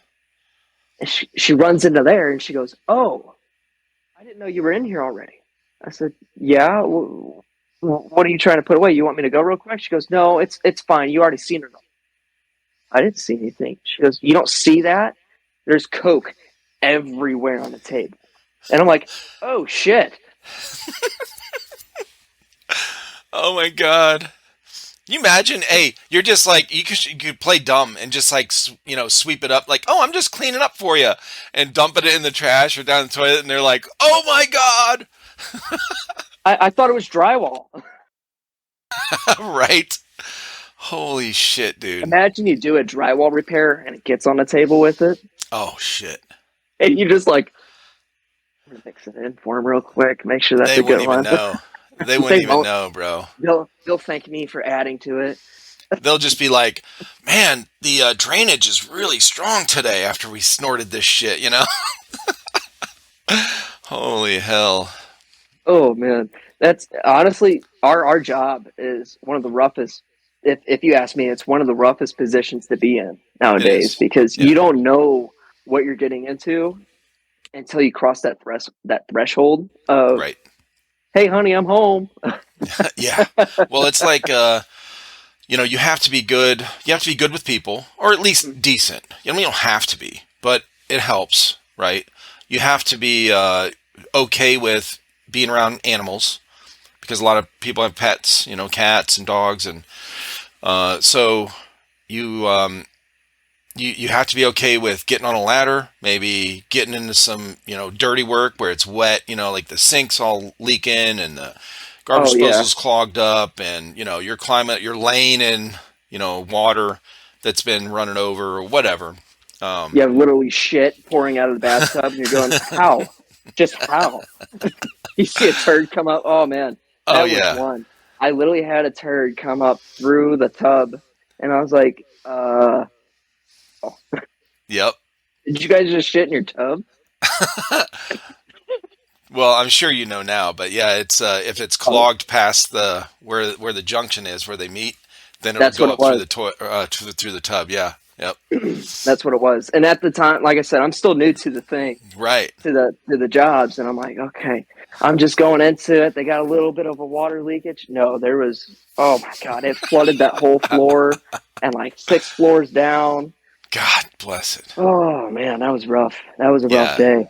Well, and working like this, and any kind of service job where you have to go into people's homes and apartments and stuff, like cable install, security camera install.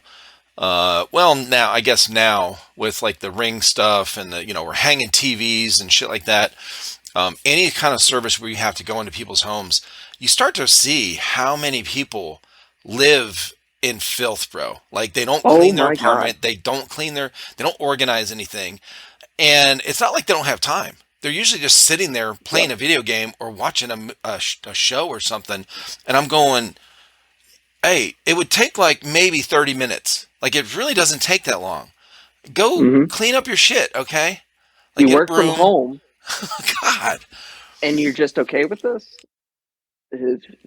you you don't notice the smell of dog piss that's stained in Oh your house no, at this point? they won't. They won't. And not Yep. unless they're gone for like a week or something, vacation or something. Then when they come back in, they'll notice it. But no, Hmm. you get nose deaf.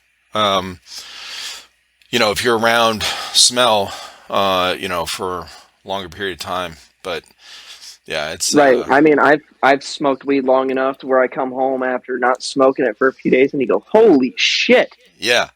Somebody leave one of my jars open? No, it always smells like that." Oh, I didn't realize. What the fuck? sorry, guys.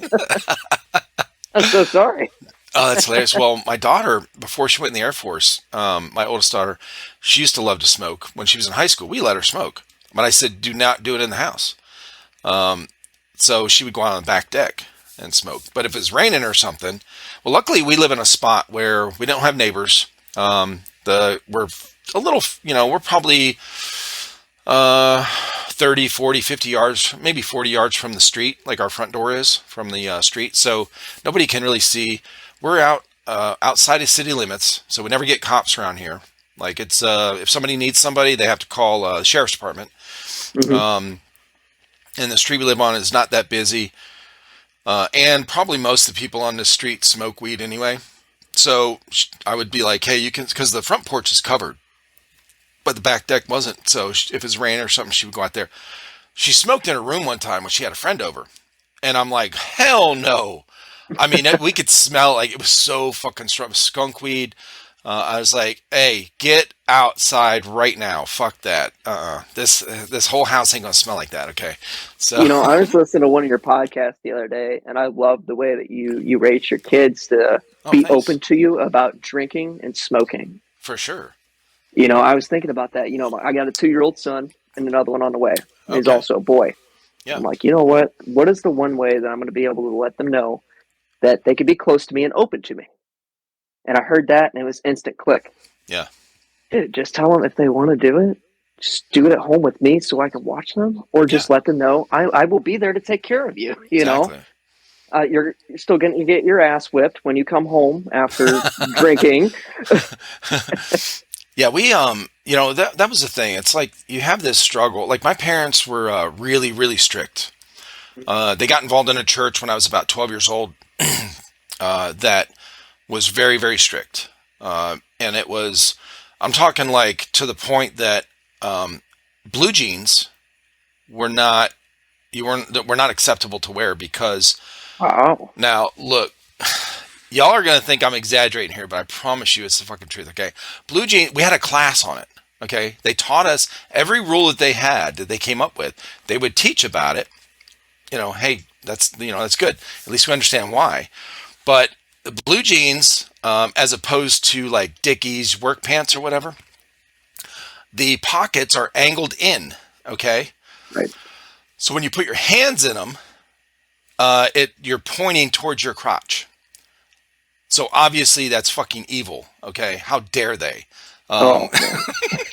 so that was yeah. So it was so blue. That's how strict it was. It was that with Uh, music, rock music, yeah, that kind of shit. So that's kind of in my forming years before teen. As I go into my teenage years, that's how we were. So my parents were really strict, but my dad smoked weed uh, in the garage. Okay, and then of course he was addicted to pain pills, which I didn't know as I was a kid. He hit it really well, and he was like a functioning addict. Everything seemed fine. My parents were really good, honestly. Had a great family life. We didn't have much. All my clothes when I was growing up, even through high school until I got my own job, came from the thrift store. Like I never had name brand shit ever, not mhm. once. And once I started working, I I wasn't one of those that's like, okay, now I can start getting name brand stuff.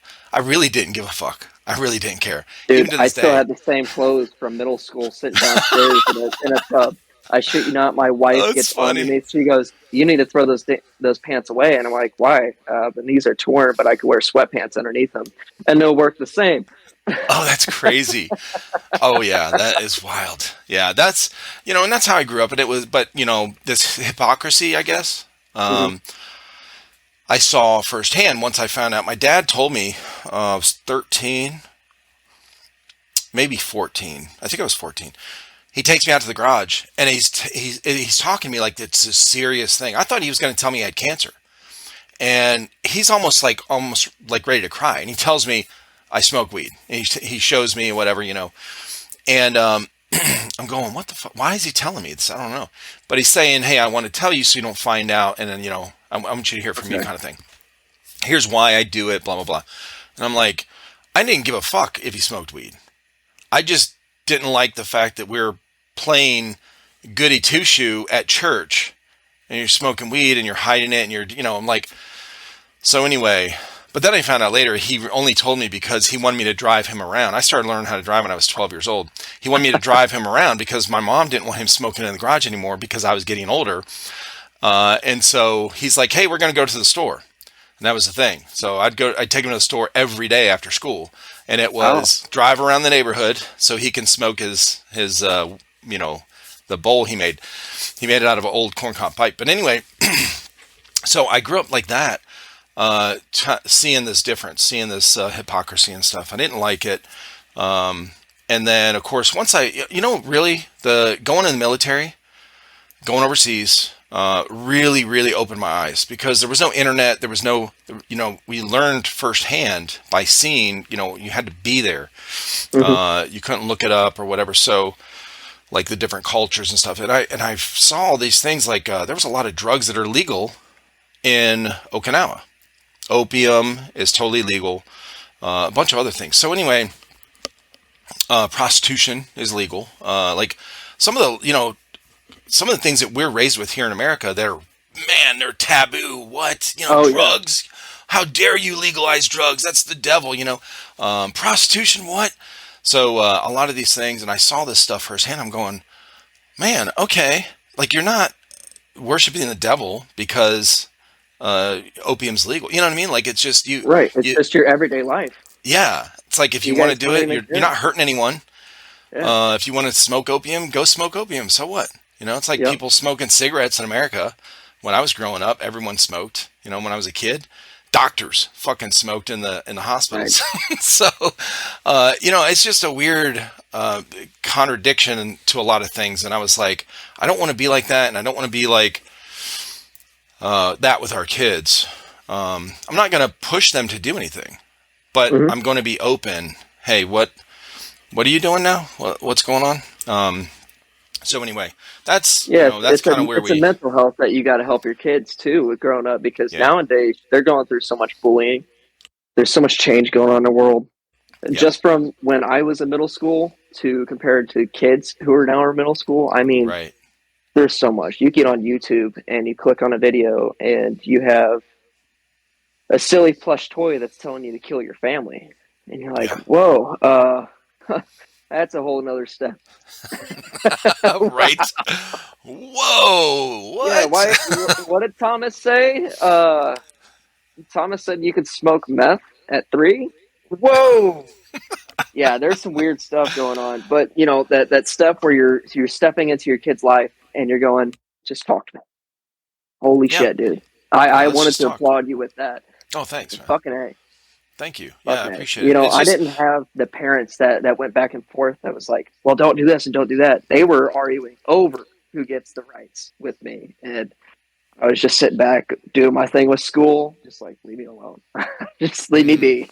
yeah, And fuck, I found out my dad was smoking weed whenever he's driving around when we're getting ready to go to court. 6, 7 years old. We're about to go to court to find out who has custody over me and my brother. mm, And we're in a Walmart parking lot. He goes, "Son, what do you think about?" It's like, well, what do you classify as drugs? There's stuff that people call drugs that aren't drugs. I mean, fuck, you call ibuprofen a drug, but it's exactly, prescribed in some exactly. parts, and it doesn't Yeah, really do anything. He goes, "Well, I smoke weed." I don't give a shit, dude. Well, right, I wanted to tell you this because your mom's gonna bring it up in court. I don't give a shit, dude. right, What do you want me to say? Oh, don't do that. You're gonna turn green. you know, right. I don't care, man. Just don't these taking pills like I've heard other people doing in our family. Don't abuse stuff. Once you depend on it, Yeah, that's not a medical issue. That's when I gotta say something, pops. Wow, that was a journey. I'll tell you what. yeah. I'm And sure. airsoft was a big escape of my life, man. Between That's mom and good. dad fighting for me Oh, I bet. and fighting over me, fuck, I still don't talk to them because that Mm, that was very traumatic growing up. I'm sure. It was constant blaming the other person, Yeah, and then everybody else around you and your family kind of looks at you and you're like, well, are you the reason, or yeah, are you causing this? So everybody right. else turns their back. And actually, I don't talk to a single person in my family anymore. It's me and my wife. Really? That's it. Wow. Yeah, How about your it's brother? every now and then. Okay. I actually I have brothers, a half sister, three Yeah, step but now brothers. your thing cut out for a second. Oh, I have two half brothers, Yeah. a half sister, several step step brothers and sisters. Oh, okay. There's supposedly family that I have no idea about, and I'm the oldest out of all of Gotcha. them too. My mom had me at 15, so you know, Oh, wow. Yeah. growing up that close to my mom was also a task because me and her butt heads. Oh, I'm sure. We were so close. It was rough. Yeah. No but kidding. This escape, man, this has been a journey. I'll tell you that. You wanted to Yeah. know about some patches Yeah. around, and I was thinking about this. Gasman Media, when I was first starting up with patches, patches was a big thing for me in Airsoft at one point because I wanted a patch company. Oh, And I was like, man, I see people making money. I see it's bringing people together, making teams. I'm yeah. seeing that's the big talk right now. And I got a hold of this gentleman, and he's down in Texas, and he's like, hey, I have an idea. I was like, yeah, I have an idea too. Well, we could start up a company called City Patches. I worked with him for years, and I went around as a sales rep right here. This is one of our first patches. I mean, the thing's so wet, war torn at this point. But we used to pass out Ranger Eyes at our events, and this was my first placard that we made. Oh, nice. And I loved going out to events, giving away free patches, throwing the patches out to groups of people, and letting them know we're here to bring you guys together because it's bringing me closer to people that I don't even know. I'm meeting people all the way down to Texas, Yeah. and I'm all by myself here. So, yo, what's the next step? Well, unfortunately, I decided to retire, and I got out of Right. it. And actually, they sold the company, I believe, to another rep or another person.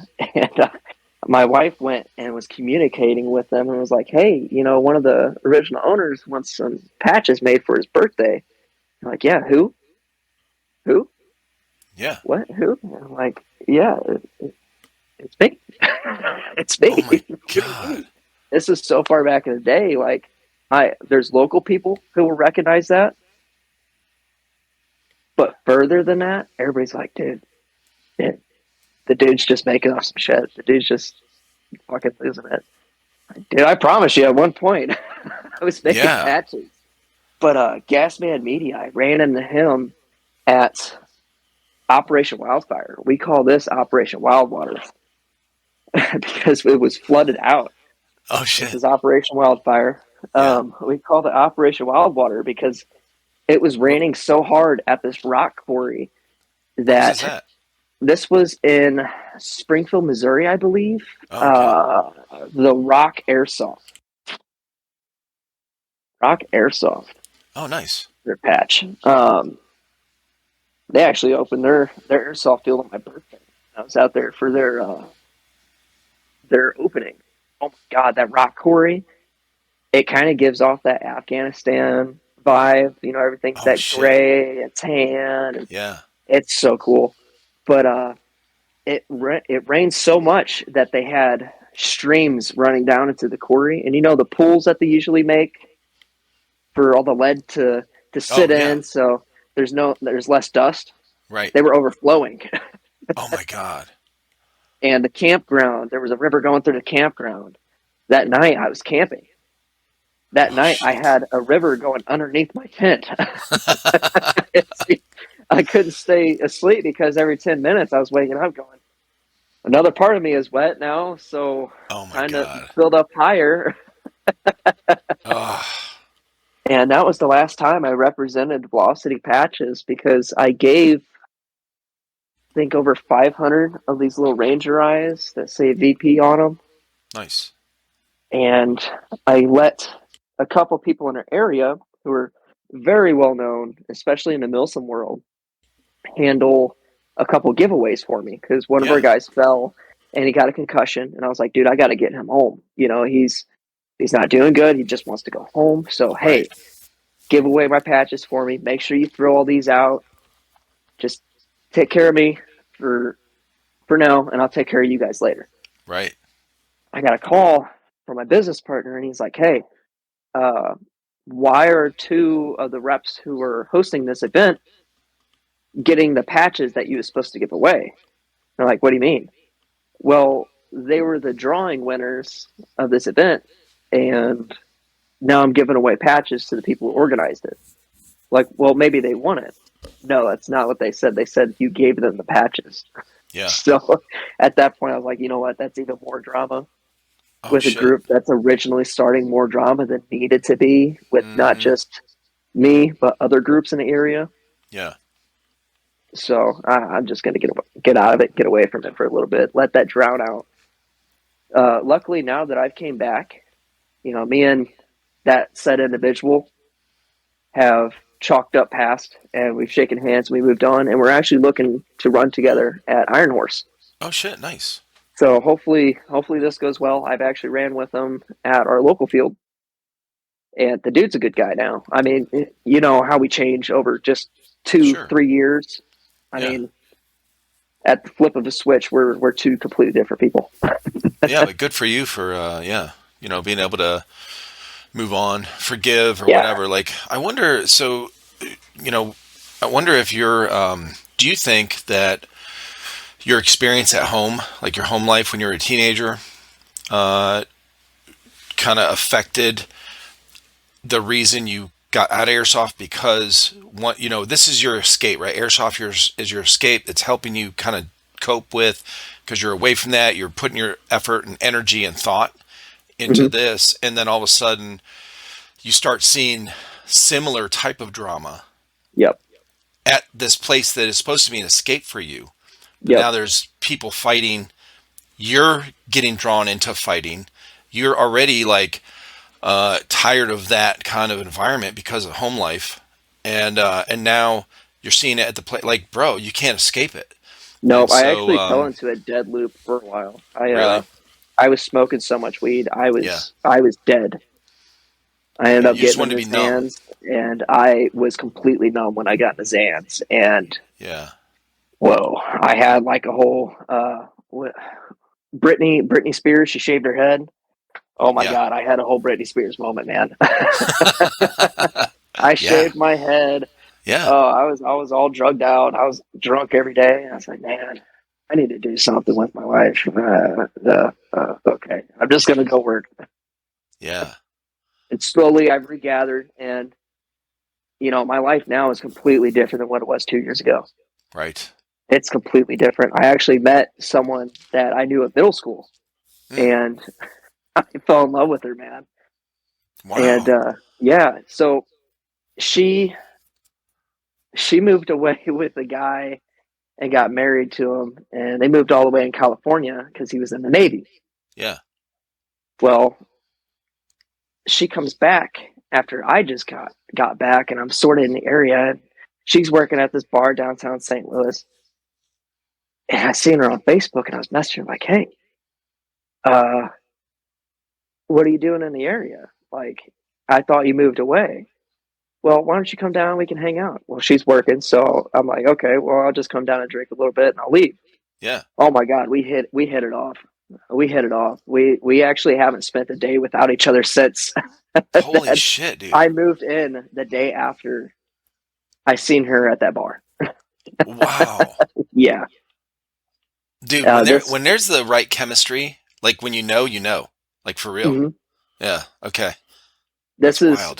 This is something I never knew I would have been lucky to even like. This is like one of them the love situations that you see in movies. Right. You know, it's instant. I Yeah. mean, Love at first sight kind of thing, and oh my god, yeah. we always knew we had chemistry in middle school, Mm. but there was a buddy that we had, and he had the hugest crush on. Oh, And gotcha. he asked her a question one day. It was like, "Hey, if you had a date, me or her, who would it be?" And she goes, "Neither of you, because I wouldn't do that to you." Mm. But she told me, I think it was 4 weeks after I moved in. She goes, "You want to know what that question was?" And I was like, "What question?" She said, "When so and so asked, who it would be, she said, I wanted to tell you it was going to be you, but I Yeah. couldn't do that to you guys." I was Oh like, "No wow. way!" So I had a chance then. Isn't that funny, man? Like, yeah, when you're in school and you're younger and you're like, like this one girl, man, you get so infatuated, and it's Oh like, yeah. oh, I just want her to like me, like, Oh man, I would walk her home yeah, school. We were in a teen reach program, so we would stay after school or show up early for school and just sit with each other and talk for hours, man. yeah, And to find out that we had that chemistry before we got together. It was Right. just like, holy shit. Right. Like you don't realize, like, oh, I just want her to like me. And she's going home going, oh, I just hope he likes me. Like you're both saying the Hmm. same thing, but you're too afraid to say it to each other. When you're young teenager, Yeah, it's difficult, it's a confusing Um, time. But right. that day after I moved in, man, so what got me to move in is that at the time I was homeless and I had a newborn baby Oh shit. because me and my son's mom split up. Mm-hmm. Um, so I was like, man, I don't have anywhere to go. I'm sleeping on my friend's couch and I'm Yeah. getting my son every weekend, every other weekend. I don't have anything going for me. So I got to fucking get a job and get on my feet again. Right. What do? I was working at Dobbs. That's what got me back in the automotive industry. Oh, okay. I started up over at Dobbs, and she would visit me every day on lunch. But that was after I moved in. Right. Um, what got me to move in? I stayed over one night. We're watching this goofy ass movie, man, or it was a TV show, and it was so corny. We're like, really? That's how you solve a crime? You just walk into a crime scene, not show a badge, just nudging each other on the couch. Yeah. And she goes, why don't you just live here and don't leave? And I was like, okay, just Yeah. okay. She meant it. Oh my She God. meant it. Yeah. And I was like, you know what? I fucking love that idea. I'm gonna do it. Yeah. And Oh, like I that's said, man, we have not slept away from each other, not right. once. Actually, every airsoft event, she travels with me. Oh, that's cool, dude. Yeah, Yeah. she's been a big support on getting me back into the sport. Oh, that's Um, cool. Yeah. so I got to her one day and I was like, you know what? I need a hobby. She goes, what did you ever have a hobby for? I was like, yeah, I kind of used to play mock war, you know, shoot toy guns at people. And yeah, I know it's weird. She goes, no, it's not weird. It's a hobby. Yeah. Like, tell me more about it. And I told her the American Milsom Iron Horse story. Right. She said, you said that with such an energy. Yep. You have to do it again. I was like, no way. You're really going to allow me to do this? Because in the past relationships, Yeah. they said I would take so much energy out of our relationship. I didn't have time for it. I only made time Mm. for airsoft. But Right. they didn't understand that I was developing a company based around airsoft for Yeah. patches. Mm-hmm. Lexi, she was just go for it. Start another patch company, and that's something I'm working on right now. Okay. That's something in the mix for later. I'm hoping to get back on here one day and tell everybody about it. Right. That's it's gonna be big. We're looking to do some big stuff. Good. Yeah, good for you, man. I think that's one of the secrets to life, right? And this is nothing. I certainly didn't come up with it, but something I've learned along the way with listening and reading um, all these different people and books and whatever is, having a purpose is probably. I would say it's the best thing for us as humans is you got to find a purpose. You got to have Hmm. a purpose. You got to, and if you don't, I remember not long ago, I heard this guy say, and he did, he's like, I didn't make this up, but I've heard it. It's okay to not know your purpose in life. It's not okay to not be pursuing it every Yep. day until you find your purpose. So you have to be working towards your purpose, finding your purpose if you don't know it. Because the stagnation, like if you're stagnant, so if you don't know your purpose and you're just in limbo, uh, it is the one of the most, I think, like self-defeating times or places to be mentally and emotionally Hmm. because you're miserable. It's not like oh, I'm sad every day. You can still be happy. Hmm. Um, but you're lost. You're really, people that don't know their purpose don't have a goal. Yep. uh, they really don't. If you just work a 9 to 5 every day or whatever, you work a job every day and you don't have anything else.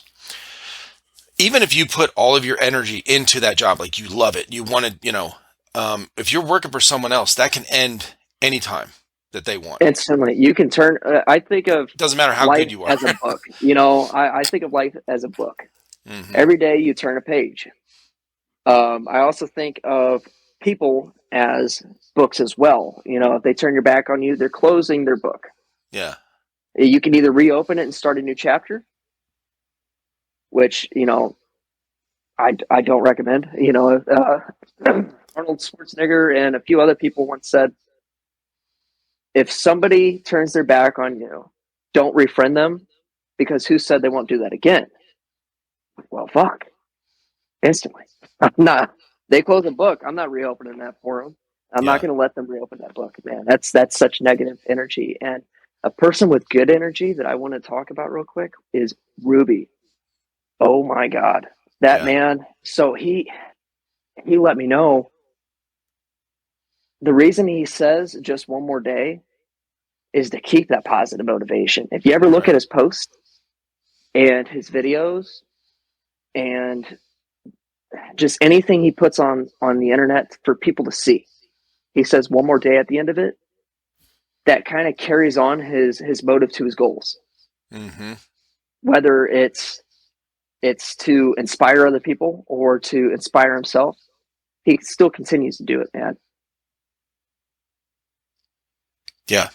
Yeah, for sure. And that's, when you find that, like he has, right? He's found his Mhm. purpose with this community.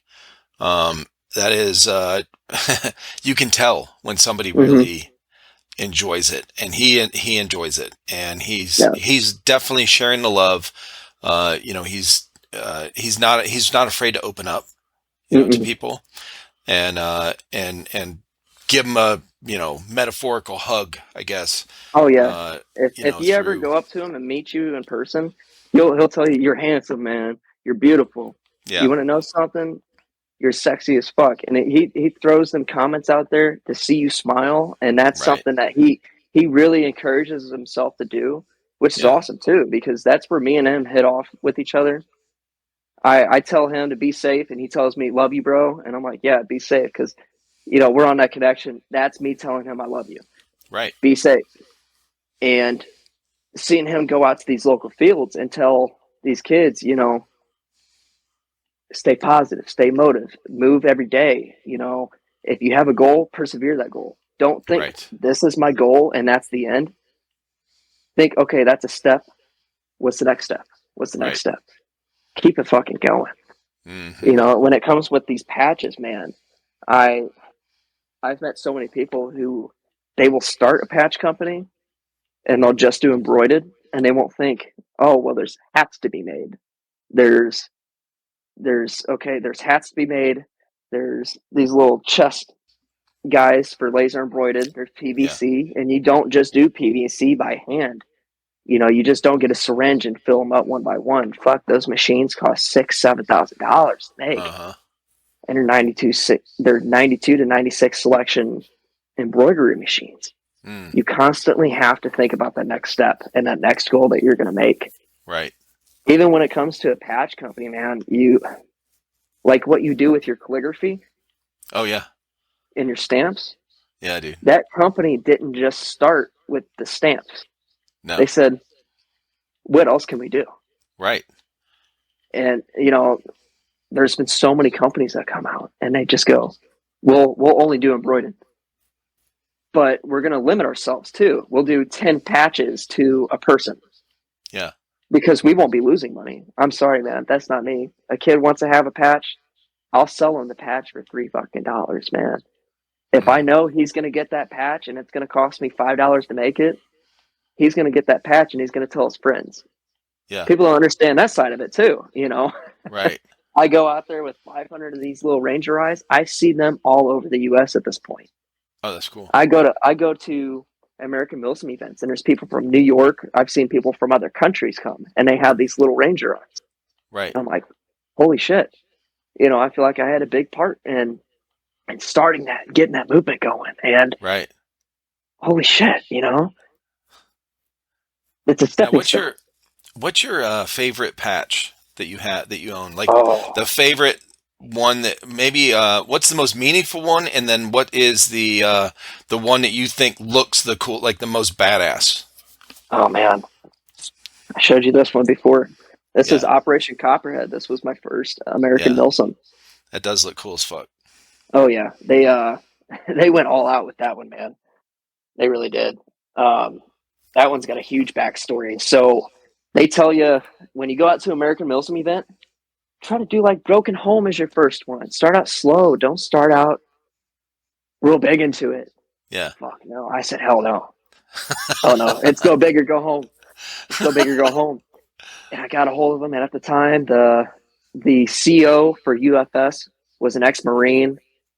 He's fucking big and he's yelling, his face is red and everything, and he's getting here, form up now. And I'm like, oh shit, I love this shit, you know. Right? So I love the energy. I told him it was too much. They had to get a new CO because it was so much. Oh man. That event, man, I got pats on the back. Somebody gave me an American Milsom banana patch and was like, "Yo, this is limited edition, man. You got to take this shit." I actually lost it over the Yeah. years, and there's one more, and it was moguns.com. Have you ever heard of Moguns? No. No. Okay, so I forgot what you call them, QR codes. Yeah. So you scan this guy, and it takes you to his website.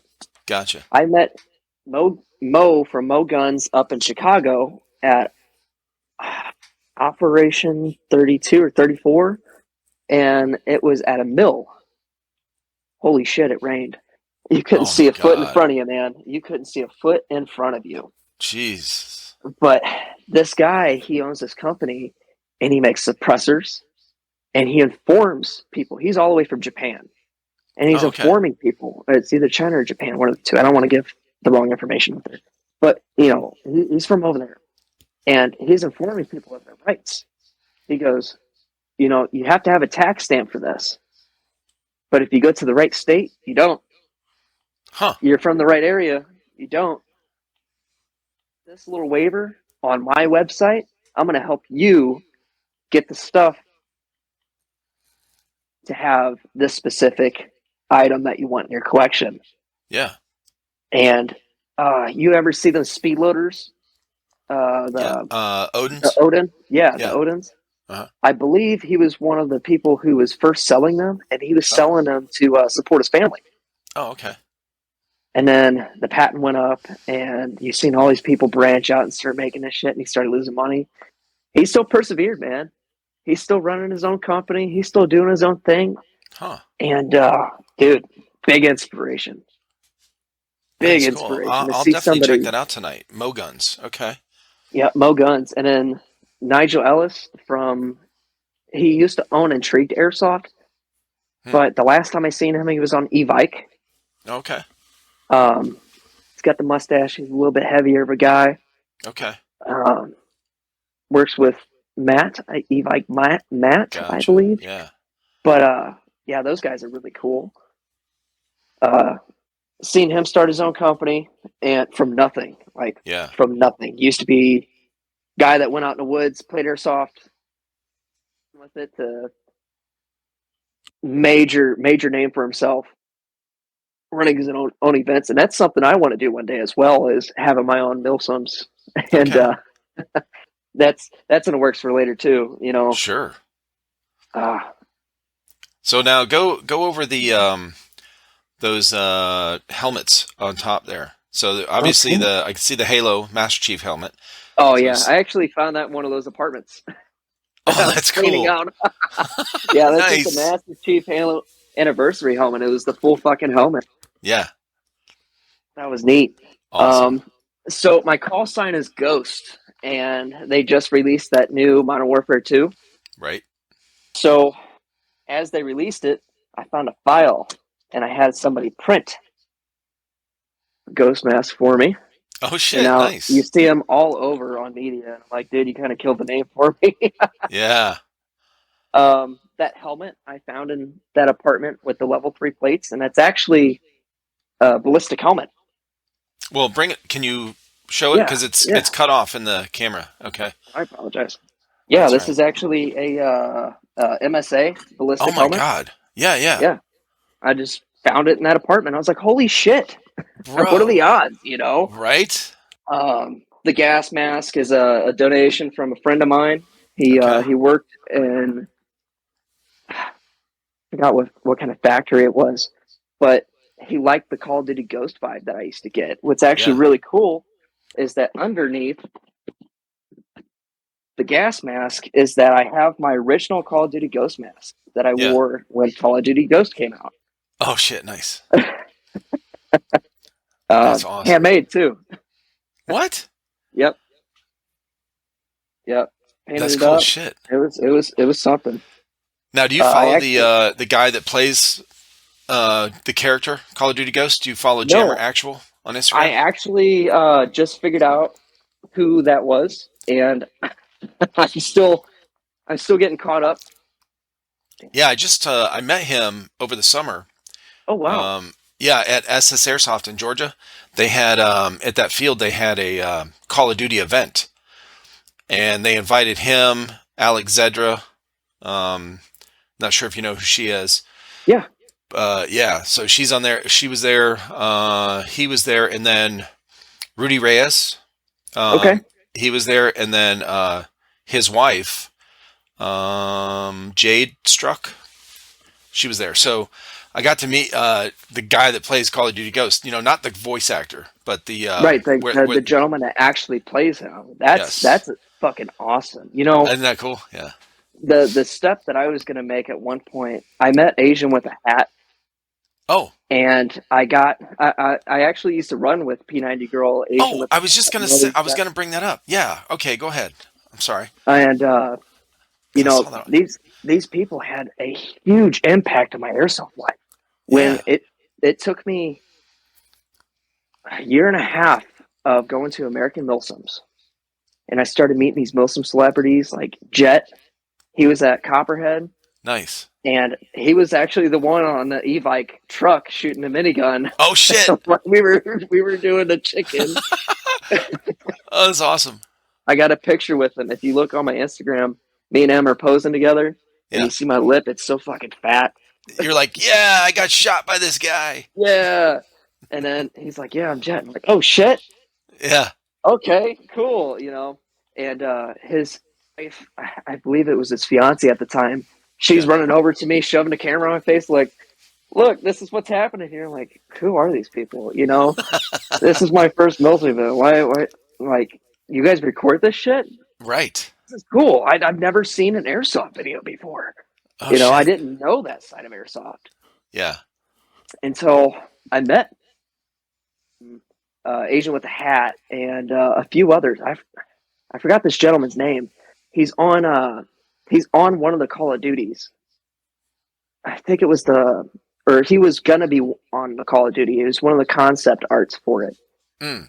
Ah man, Yeah, I don't know. fuck! I gotta send that information to you so that way you know we can fill in later about Right. that. But these major role impact of large airsoft players, you know, Yeah. they they tuck me underneath their wing, and I've met so many of them that eventually pursued in the film industry.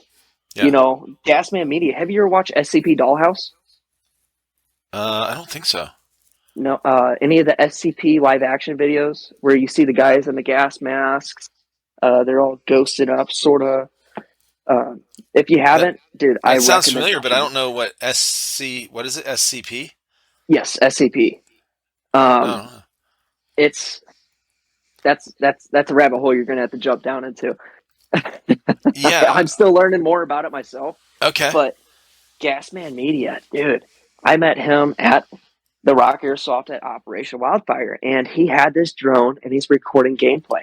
Yeah. Turns out this guy, he's in the film industry Oh shit. and he makes movies and he films movies. Oh, that's cool. Holy shit! This SCP dollhouse that he came out with, and there was one other one. Wow, the quality Oh of this shit. video that he shot. I was like, dude, we got to get to know each other. And we have a relationship now where at one point I was going to go work with him and for him, Yeah.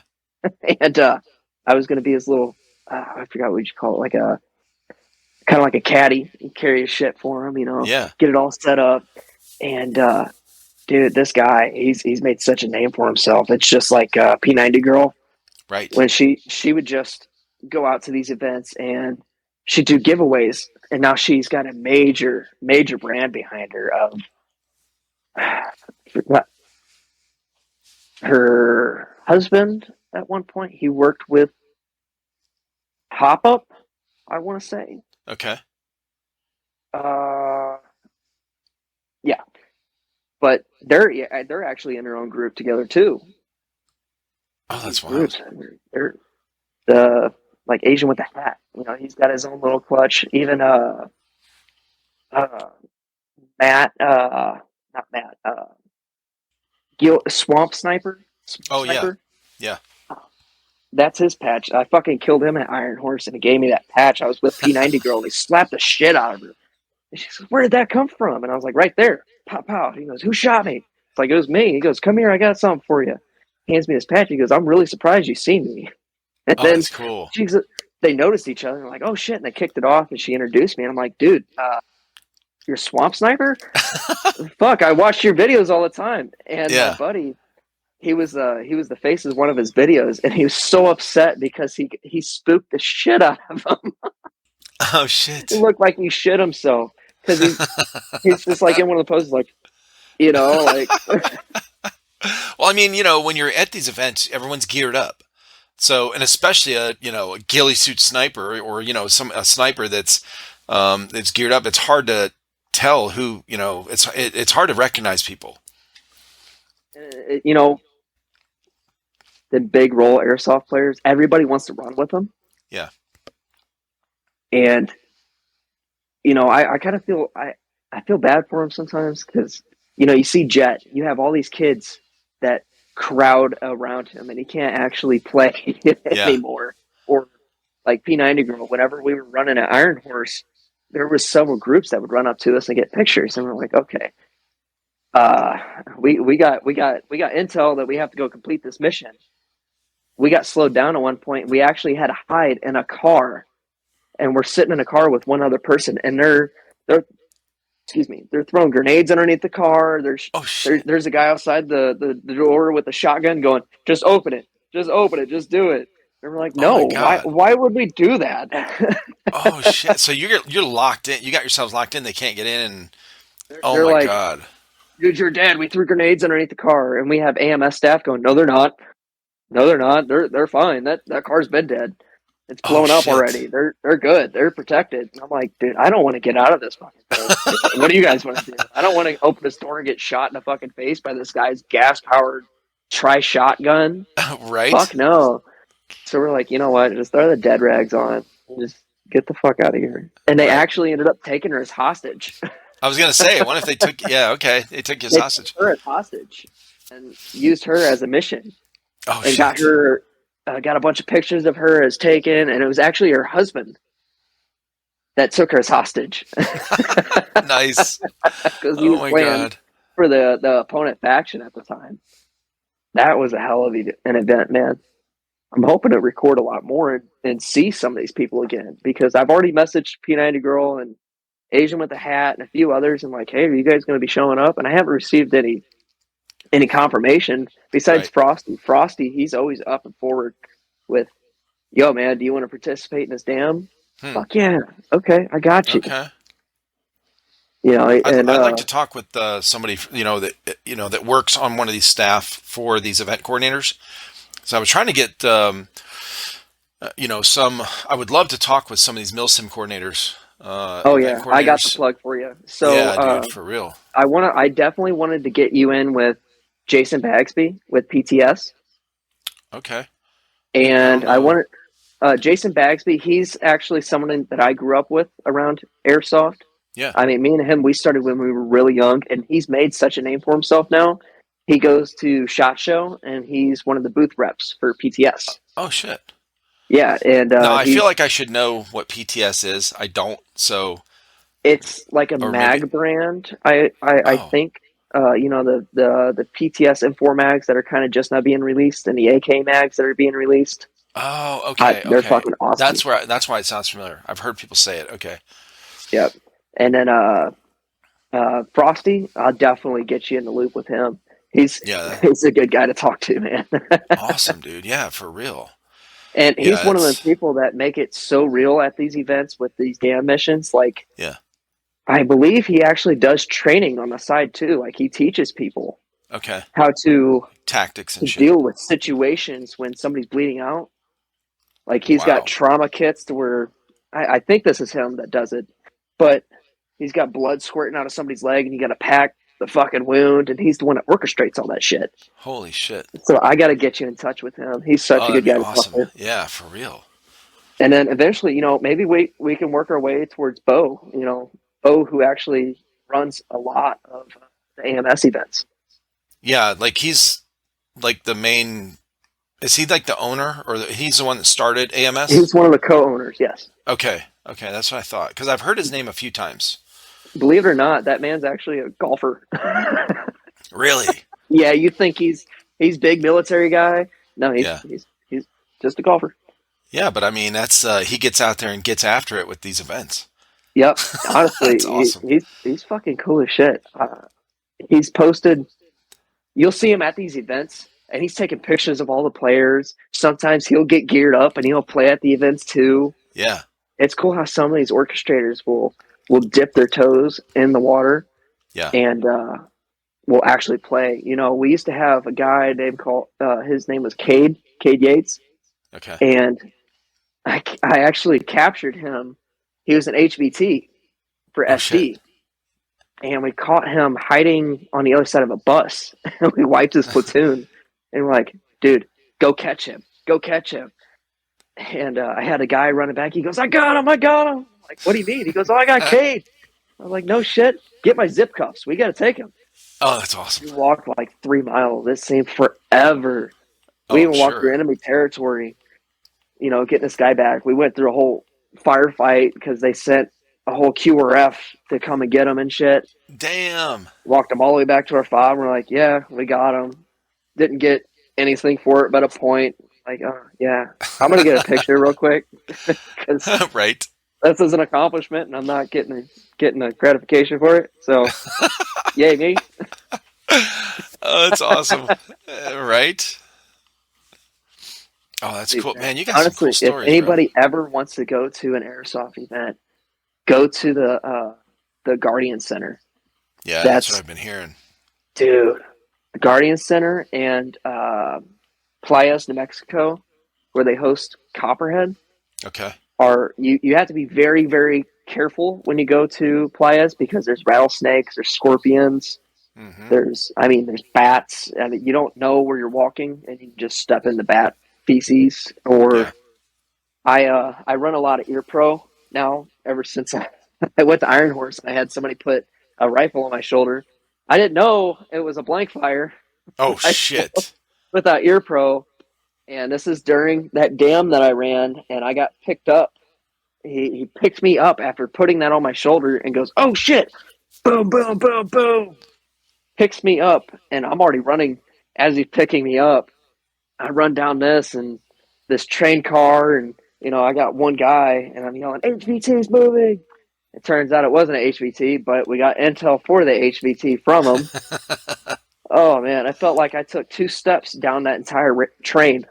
It wasn't just one car; it was a whole train. But yeah, dude, that ringing. I run that ear pro now, but when I was down in Playas, Yeah. you don't really hear the rattlesnakes with the ear pro. Right. You think you would, but fuck no. I look down and all I seen is this tail getting with it. Oh Yeah. shit. I about stepped on you. So Yes. if you ever go towards those events, make sure you pay attention. Oh, for sure. Well, I used to And catch snakes like that, all the copperheads and rattlesnakes, and You Me got and my more balls than buddy, me. I was when I was 12, 13 years old. I was fascinated with snakes, and I used to make my dad take me out to this one woods that there was a creek that ran through it, and I would catch tons of like gardener snakes, the little basic ones, You know, black and racers and shit. yeah, nothing poisonous. Well, then I Hmm. did catch one time. I saw a water moccasin, caught it without getting bit, and then when I went in the military, when I got stationed in California at Pendleton, my last duty station, me and a buddy, this guy was from Texas, and I was like, man, I always talked about snakes. I was like, man, I love snakes, this and that. He's like, oh, come on, I know where all the hot spots. So we went out and we started catching rattlesnakes. He taught me how to catch rattlesnakes. So it's really easy, man. Like, I mean, it's like catching any other snake, get A a large stick, stick and a 45, right? I mean, I don't like killing snakes because I like snakes, but yeah, we just get a stick, you hold his head down, and then grab it behind and just pick it up. So, but yeah, I used to catch those fuckers all the time. I brought one back to the barracks. I mean, to the motor pool where I was working, and on the shooting range I was at, and so I bring it back to the motor pool, and our gunny walks in. He was a Vietnam vet, so short little black dude. He's probably like 5 foot. Okay, fucking hardcore as hell. Okay, uh, I mean, so we're thinking, oh, this dude is hardcore. Snakes aren't gonna bother him. I brought this fucking snake in here. He walks in, and he jumps up on the desk. Get that snake the fuck out of here! Just yelling and shit. Like, I had shit duty for a week because I brought a snake into the motor pool. So No. yeah, it freaked him out. He's like, God damn it, Scalf, we don't need snakes around here. I dealt with snakes in Vietnam, and that kind of shit. He's like, no, I'm not having it. But yeah, that's I mean, you get tagged out there in the middle of nowhere. I'm sure these event coordinators have to have EMTs and then Yes, yes. There's on always on site, EMTs on and staff, they probably got and snake venom or what do you call it, antidote and shit. yep, that's actually something I believe that the event staff make sure that they have down at Copperhead. I know Gotcha. for sure, and then not just that, but there's people such as myself. I carry a full combat medic kit, Oh, nice. um, gauze and everything. Yeah. I don't give a shit if you break your fucking leg. I got stents. Damn. Okay. Yeah, I go with it all. It's even on the rip away. I carry a little rip away from LBX too. Nice. And if anybody ever gets hurt, I mean, I at Op 34, I remember it wasn't Op 32, it was Op 34. I had a gentleman pick up a grenade that I threw, and he went to go throw it back, and he got it right here, and it Oh. went off, and it sent him into a seizure. Oh shit. And at that point, they're yelling "blind man," and I'm running into the room yelling, "Hey, medic, medic, medic!" Because I have a lot of medical background. My mom Yeah. was a plastic surgeon. I went to school for a radical technician, rad tech, Oh, and my okay. wife, she's also been to school for hospital corridor. She's been a medical assistant. Oh shit. So I'm very well surrounded in the medical field Right. at all times. These, you ever see somebody at an American Milsim event that's got the, I don't have one of them because it actually gave them away whatever I got out of it, but it's a square patch, such like this is uh, uh, UFS and cost. This is a cost flag patch, Oh, but okay. it's typically the size of this, and it's white all the way across, up and down, and it's just a plus. You ever Right. see one of the people? Those are game admin, and a lot of times, they're very well trained. They're very well trained. Nice. Um, you ever have an issue? You ever get even a headache from falling is a big issue, Oh, and right. you have Right. to communicate that. I've Uh-huh. had a buddy who's had at least 3 concussions from Mm. airsoft events. I've left. Excuse me again. I've left a Milsom West season in Grozny. It wasn't even 6 hours after being there. Yeah. So a 40-hour Milsom, 6 hours after being there, and we go on our third patrol. I believe it was our third or second patrol. Yeah. He fell going down the stairs because he couldn't see. The fog was too thick, and he gave Oh my himself a god. concussion. I was like, "Hey, I'm gonna run to the car and I'll be right back. I'm gonna make sure he gets to the car. I have somebody who's gonna take him to the hotel. I'll be right back. I get back and they're like, yeah, you can't play. No. You've already left the simulation. I'm Right. like, no way. I just spent all this money and I just wanted to make sure somebody was okay. Yeah, no. Sorry. Yeah, Ah, that's what I've heard. They're real strict about if you leave the AO, yep. you're It's not coming back even on. down to the gear, even down to your ruck. When you Yeah. lay out your ruck, you have to have even down to an extra set of clothes. You can't just wear your clothes for an extra day. You have Yeah. to have an extra set of clothes. I've seen the Wow. video. I've seen the video where, which I think a lot of people have seen because someone else talked about it as well on here, is where they're going through, uh, it's Milsim West, and they're going through your everyone's pack, like pull everything out, and he's going down the Yep. list. Two pairs of socks, hold them up. Like it's like it Yep. is It's really like like the a boot. military. Like just hold all your shit up. I want to see it. Yep. So You got now in two that, pairs of now I socks. didn't know. Is this so? If you don't have the required gear, you're not allowed to play. Do you know? No. No. Wow. If you do not have the gear, you cannot play. Down to the socks, man. Down to the socks. I gotta say though, I kind of like that. Now I It wouldn't gives like you that. that sense I like of the option, right? mm, Like they provide that kind of experience, and they are not. This is the experience we provide. This is what it entails. Follow it or get the fuck out. And then you that's it. have all these different like American Milsim and of course, Third Coast Airsoft, like what Yep. my boys have been to, and I've been to a couple of them. So you get these different options to go, and I love that there's all these different like this is the shit right here. Like you're really in the military almost for 2 days Yep. at a Milsim West. Yep. I'll tell you what. Whenever we were in staging and we're holding up in socks and shit, there Yeah. was a guy who didn't have his extra uniform, Oh shit. and he tried getting away by grabbing his buddy's stuff Yeah. and holding it up. And they went back and forth of whose stuff it actually was because Right. somebody's trying to get over their Yep. buddy and fuck them. Oh man, Oh my uh, god, dude. I love these events that they're so orchestrated and they're so hard on them, and they also provide the ammo for the event. When you only get 1,400 rounds, but in airsoft, that 1,400 rounds is it's not a lot. No, that's nothing. No, it's a tiny bag. It's a tiny bag. I only have For four real. mags for my AK, and they're 250 round mid caps. Yep. Dude, that's it. That's it. That's I crazy. can't run into a room and pre-fire. I No. can't. No, no. Uh-uh. Every round matters, especially when Right. you're going through the woods, man. You think you see that bush move? Better be sure of it. Like you want to when you reload, bro, either don't like never tack reload because Oh, you're no. going to lose what 3 or 4 BBs that come out of the Yep.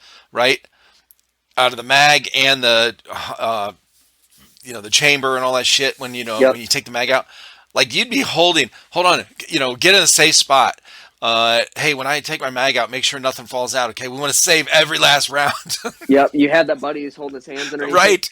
Now, I've actually gotten to the point where I've modified my mags to where it will push through all the rounds until, like Yeah. it feeds that last round.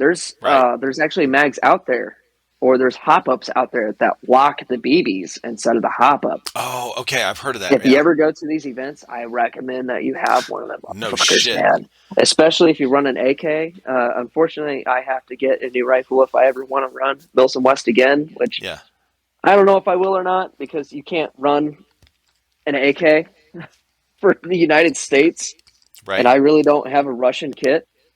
Gotcha. Um, that's Well, if that's they ever something do an I'm event working that on. is, Taliban or something like that, or Middle East kind of, terrorist kind of thing, then you'll be able to run an Oh AK. yeah. Now they also have civilians. You can run as a civilian for these Oh, okay. events. Oh, that's right. Yeah. Oh my god, that is so cool. I didn't get to experience the opportunity, but I've seen the videos of the event that I had to leave early, Mm. and I seen the rave that they were going and enjoying it and shit. You What? get and actually at these Milsom West events, you bring civilian clothes. Oh You shit. have to switch into your civvies to go into the city and not be considered hostile. Right. Holy That shit, bro. that extra step is boom. You get to I carry. need to study, man. I definitely a lot of this is new information, and these are things that are on video. I could watch. I'll have to Mhm. look up some of those events. Yeah, for sure. Now, maybe we can get together and head out to one of these events eventually too, and we'll both experience a lot of this because I Yeah. really want to get back into Milsom West and and have that going again. Oh, that's cool, I dude. really want to come out with this Russian kit, but I've actually never played for green side. I've always been NATO. Yeah. I've never came out with a green kit. If you, I actually took these cost flags from an enemy player. They were Nice. I captured them. I'm like, dude, just take my flags. That's dope as fuck. I'm like, dude, Yeah. really? Cool. I've actually never ran. I played airsoft for 15 years, and I think I have 12 AMS events underneath me. For each AMS event, you get these little stars. Here's my five. So you Oh, get these little nice. stars. You get to trade in your ones. You trade in your ones for fives, and then for tens and 15s and 20s. And you see these players out there, and there's some out there who have several tens and several 15s. And you're like, holy shit. You know, What? So you there's, get so when you go to the event, you get a one, yes, right?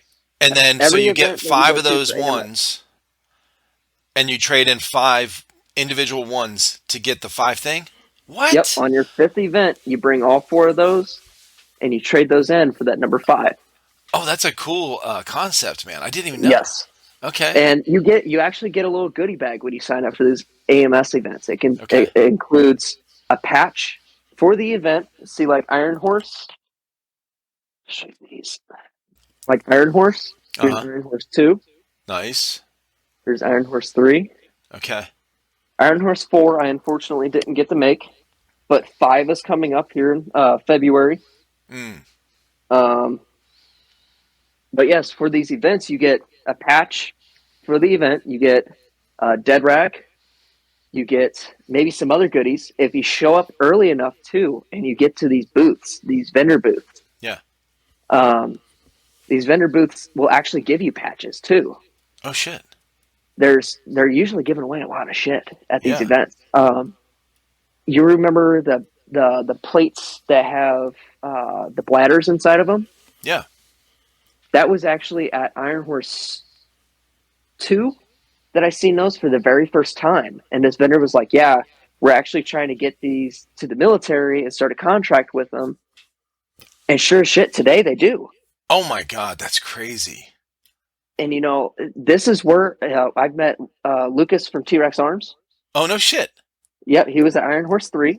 Yeah. You meet a lot of people who are in the real steel world. Right. Grand Thumb, Yeah. he was at a Milsom West event. Okay, I've heard of that. Yeah. And sometimes you might run across a celebrity. Sometimes you might run across somebody who's a celebrity in a real steel life. Yeah. And dude, it's another experience. And usually, That's cool. you'll get a picture or they'll hand a patch to you, and that's something else too. Right. Like P90 girl, I'm still waiting on a patch from her, and I have a spot for that one. Oh shit. Frosty, P90 girl, we're calling you out. Okay. yeah, you got to give me that damn patch. It's been 4 years. Oh shit. Yeah, it's I been 4 years, when I man. first How found many her events have I channel, played with you? I found her channel like when I first started doing these podcasts a lot, like probably 8 months ago or something, 9 months ago, and I started following her on Instagram, whatever, and then found her YouTube channel and that kind of thing. Well, I can't remember if I invited her on. I might have. I'll have to look at my message history thing, whatever. But if somebody's not following you back on Instagram, if you send them a DM, it goes to that request thing. And Hmm. a lot of these bigger, that people that have a lot of these, or a lot of followers, thousands and thousands or tens of thousands on Instagram, I'm sure they get a lot of request Oh things yeah. because a lot of the spam goes to that. Like you get, I get them now. I get like two a day that go with the requests that are patch companies. Oh Um, yeah. You know, I get time and I'm telling them like, hey, what can you show me? What can you bring to the table? I just had one yesterday that was, hey, uh, do you want to order patches? Well, I can only provide 10 to you at a time. yeah. How is that helping me? Right? Oh my God, that's Or funny. I'm going to give you 10 of them, but it's $40. And it's like, oh, uh, for embroidered patches? Right? What? No shit. I bought yeah, I've tried a couple different things with patches. Now, have you heard of Green Wolf Tactical? No, I have not. I'm actually starting to hear about a lot of these brands that have came out over the past couple of years, or maybe Okay, gotcha. for a minute now. Right, 'cause you're just getting into it, yeah, or getting Yeah, back I'm into it. Yeah. getting back into. I'm gonna actually move this into frame because I know I wanted to tell you a little bit about the kit Yeah, before go ahead. we ended up heading off. Yeah, go ahead. I want to hear it. Oh, so I like to run as close to real steel as possible. Gotcha. I ended up taking an Emerson JPC from 2001, so it's one of the very very early ones. What?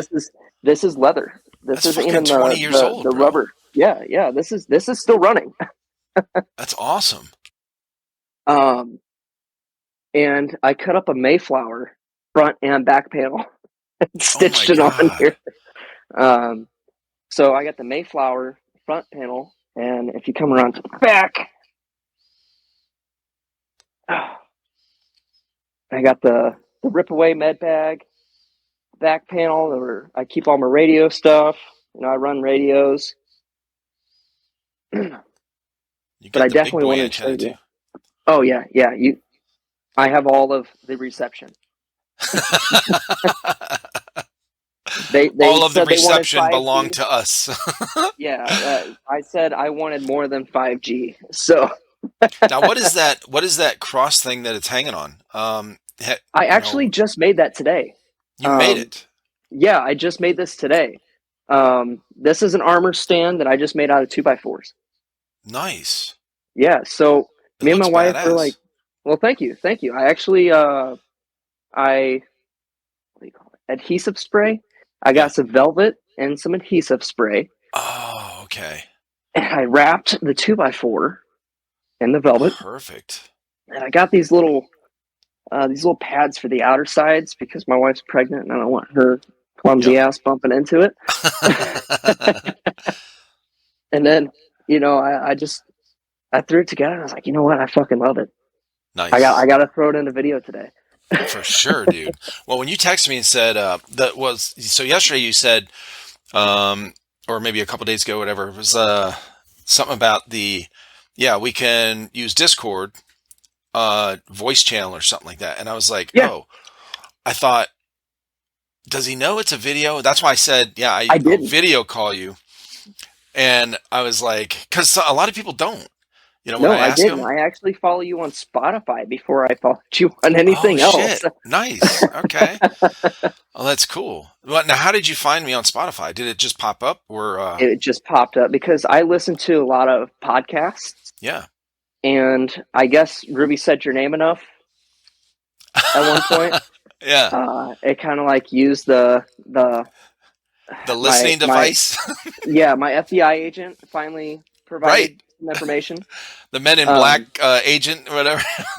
yeah, so I was listening. I actually remember looking at your stuff. I was listening to 48 Laws of Power. I love the audiobook. I've listened to it several times now. Nice. It's very self empowering, and if you ever want to learn something about yourself or others, Yeah, listen to it. I will definitely check that out.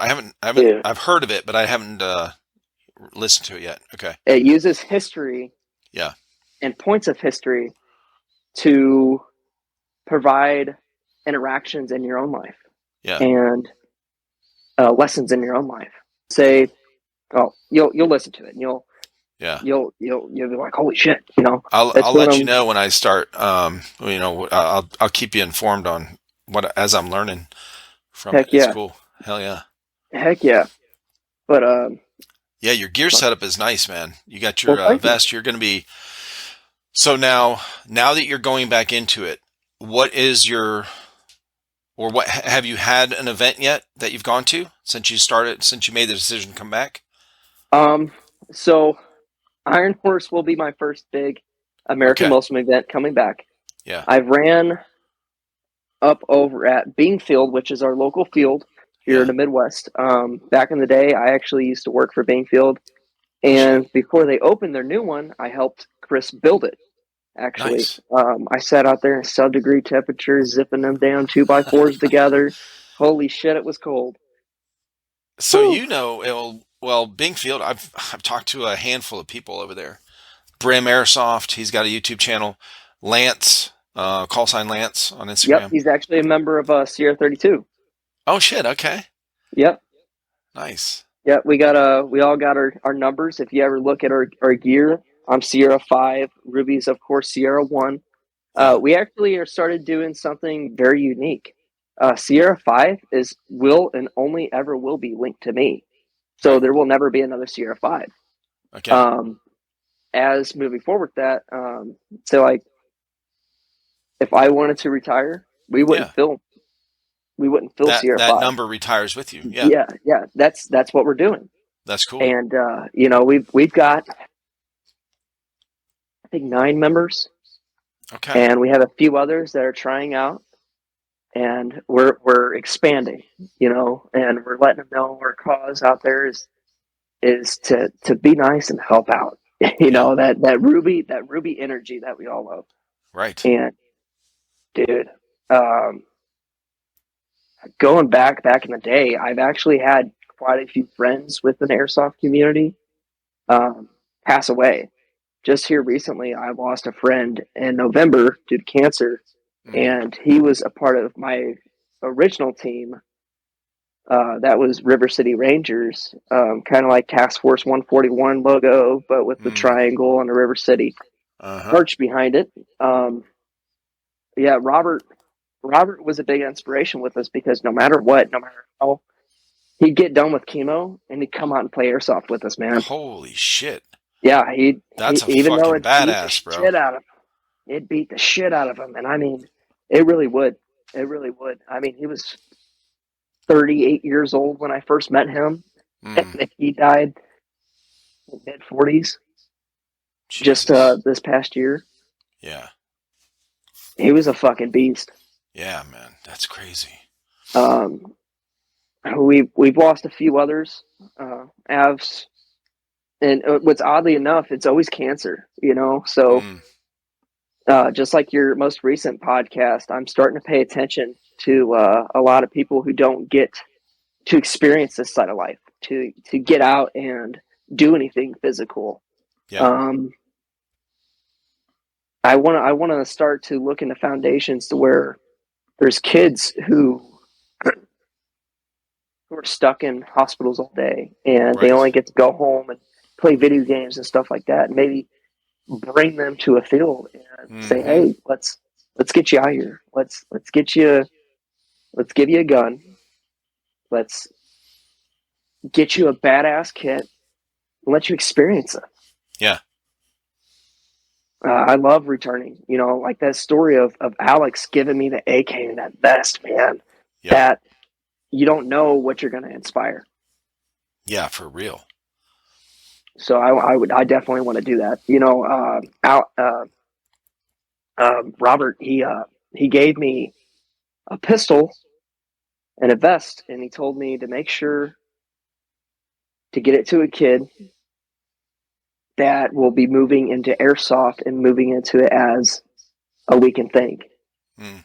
And literally that weekend after his funeral, I went to our local field and I seen this kid. He's using, your rental gun that's shooting 4 or 5 feet.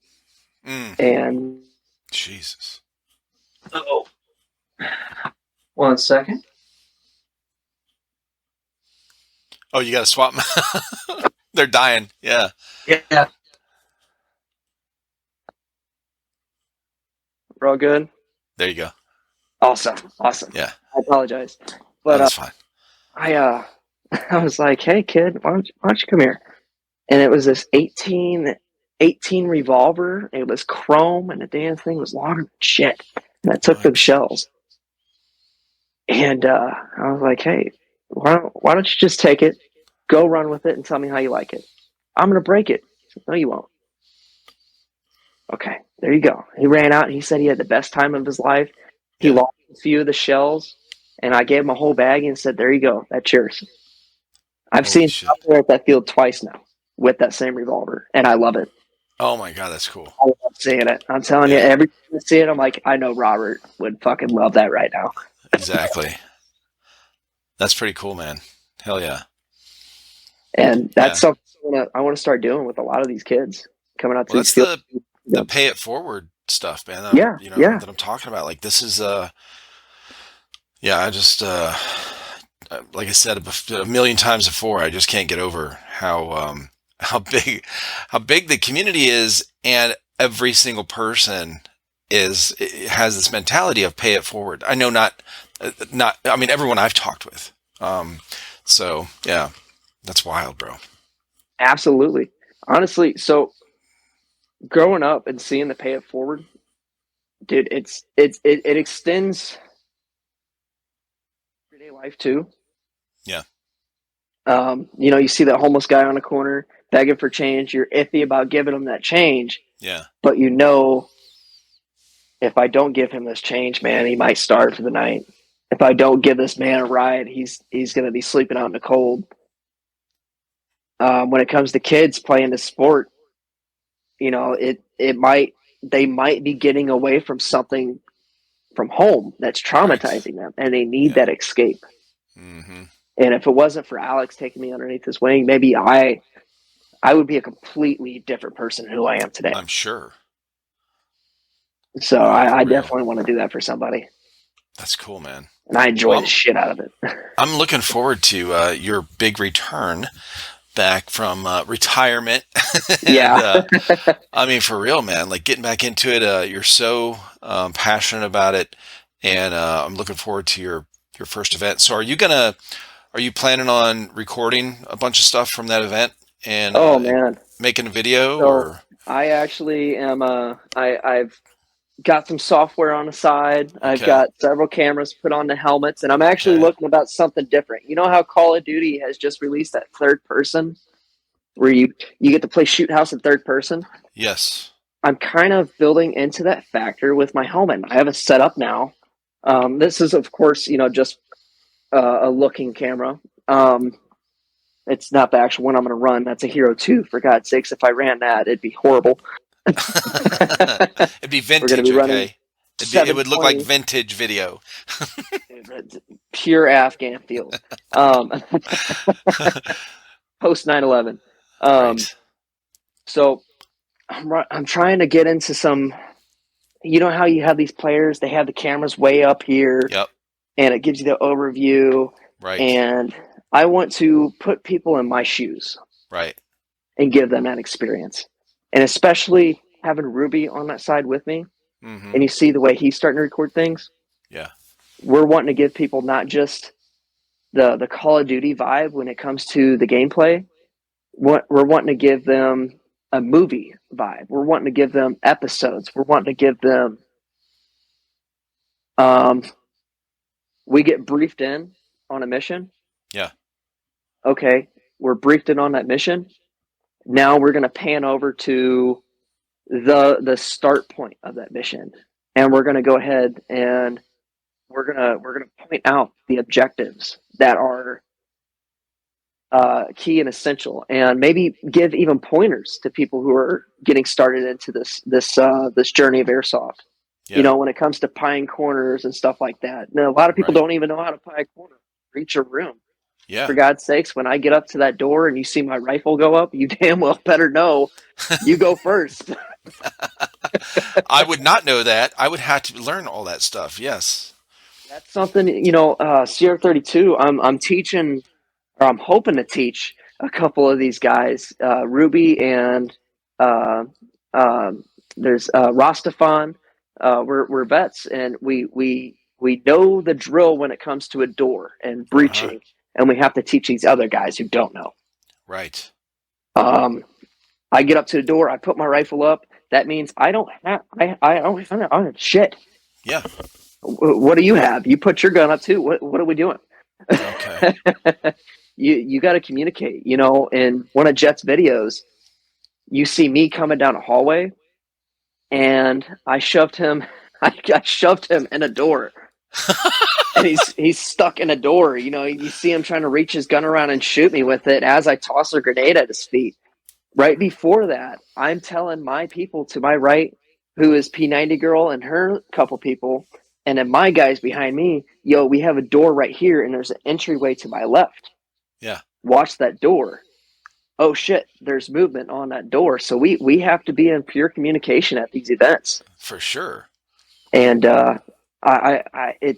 it's important for me to teach that, especially if I want to give these people an experience of being in my shoes. And I'm on a Right. dam. Oh my god! If you're on a dam mission and you don't know what you're doing, You better you're know what you're gonna doing. get left behind. Hey, you know who's really good too about a lot of the CQB stuff is Gunfather Milsim. I'm not sure if you follow him on No, I YouTube. don't follow him, but I've heard about him a few times. Yes. Okay. Yeah, he's really good with the CQB stuff, man. Mm-hmm. That's where I learned when I started watching his videos.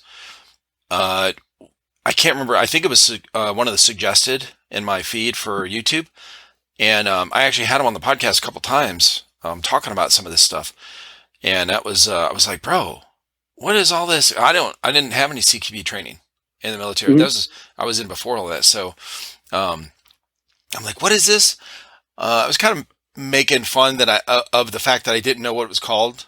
Like I said, what is this? You're slicing a pie? What's going on? Where's the Yep. pie? And he's like, no, no, you're pie. So in his videos, he teaches that. It's very Yep.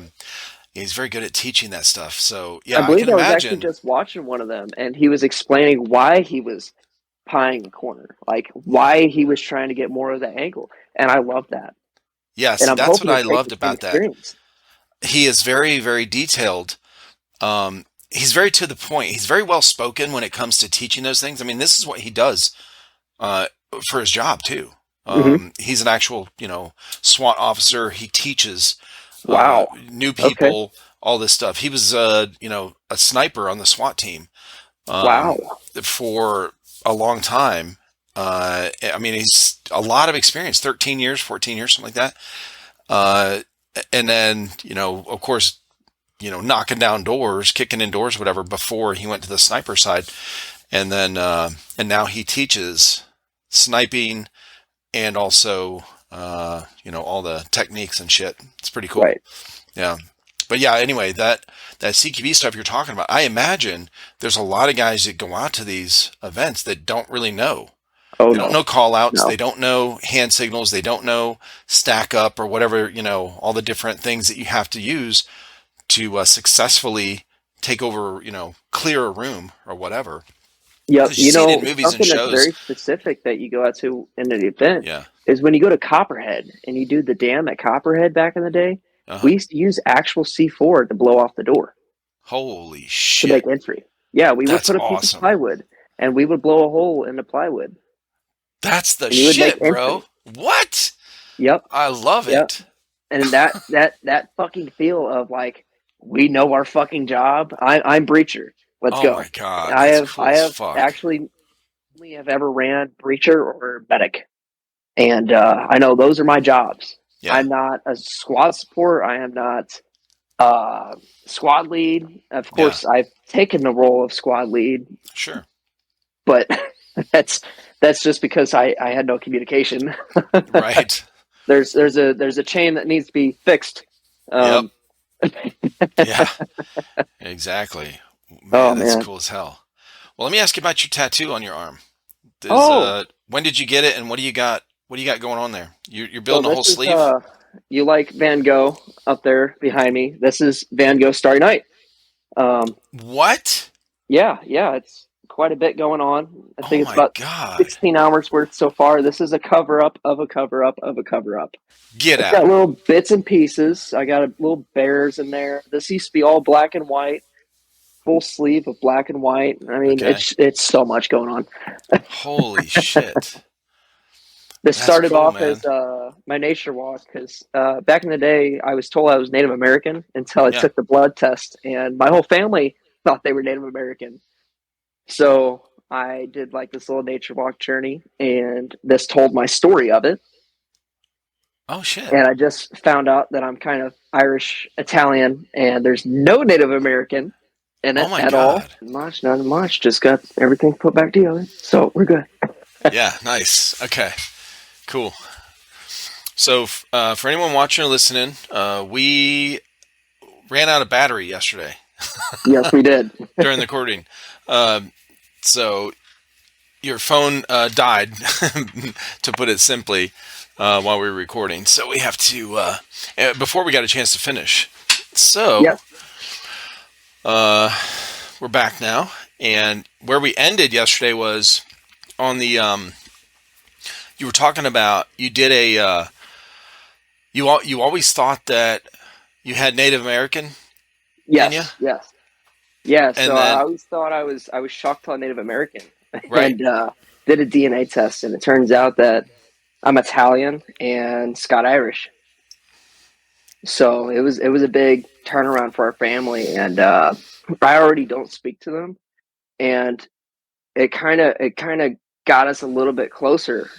And we're like, well, we should really dig into our family history, Yeah. and we really haven't found anything. What? We haven't found shit. Yeah, So it what do you? So do you know, as far as your family history? Do you know your? Well, obviously you know your mom and dad. right. Um, so what about beyond that? Grandparents? My grandparents, it's a mystery with my grandfather. Even with my grandmother, she's out of it. She doesn't really remember her childhood that much. Yeah. On both sides, and especially on my dad's side, that's lost. Really? So You couldn't even find that in a textbook. photo albums. You No, didn't. so the family tree book that we had, Yeah. it says Native American. Every page says Native American, you know, Huh. and we're like, okay, that's a little odd. Yeah. Why am I getting a DNA test that says Italian and Scott Irish? That's a little different. Oh yeah. I wonder. Yeah. No kidding. Right. Hmm. I'm sure that this type of thing has happened in families for a very long time. Like a lot of families. I bet that's really common. Me and my Uh, wife was talking about that. That's it's something that we found out with her too, is that she's Samoan, yeah. and there's an African tribe in there too, and we're like, whoa, you're Samoan, you got a type of Asian culture as well, but she doesn't even know her dad. That's another Hmm. thing too. Is she doesn't know anything about her dad at all. Besides, he was Samoan, and that's what she was told. Gotcha. And we're like, okay, well, what else do we know about our families? Yeah. Because what we're being told is completely different to what we're finding out today. Hmm. That's wild. See, now I've never gotten one of those tests done. My wife hasn't either, but we were both. Now I didn't know. Well, we both had our grandparents, or at least some of them, Hmm. and extended family members. So like all the stories that my mom told me growing up from like her side of the family. My mom's Italian.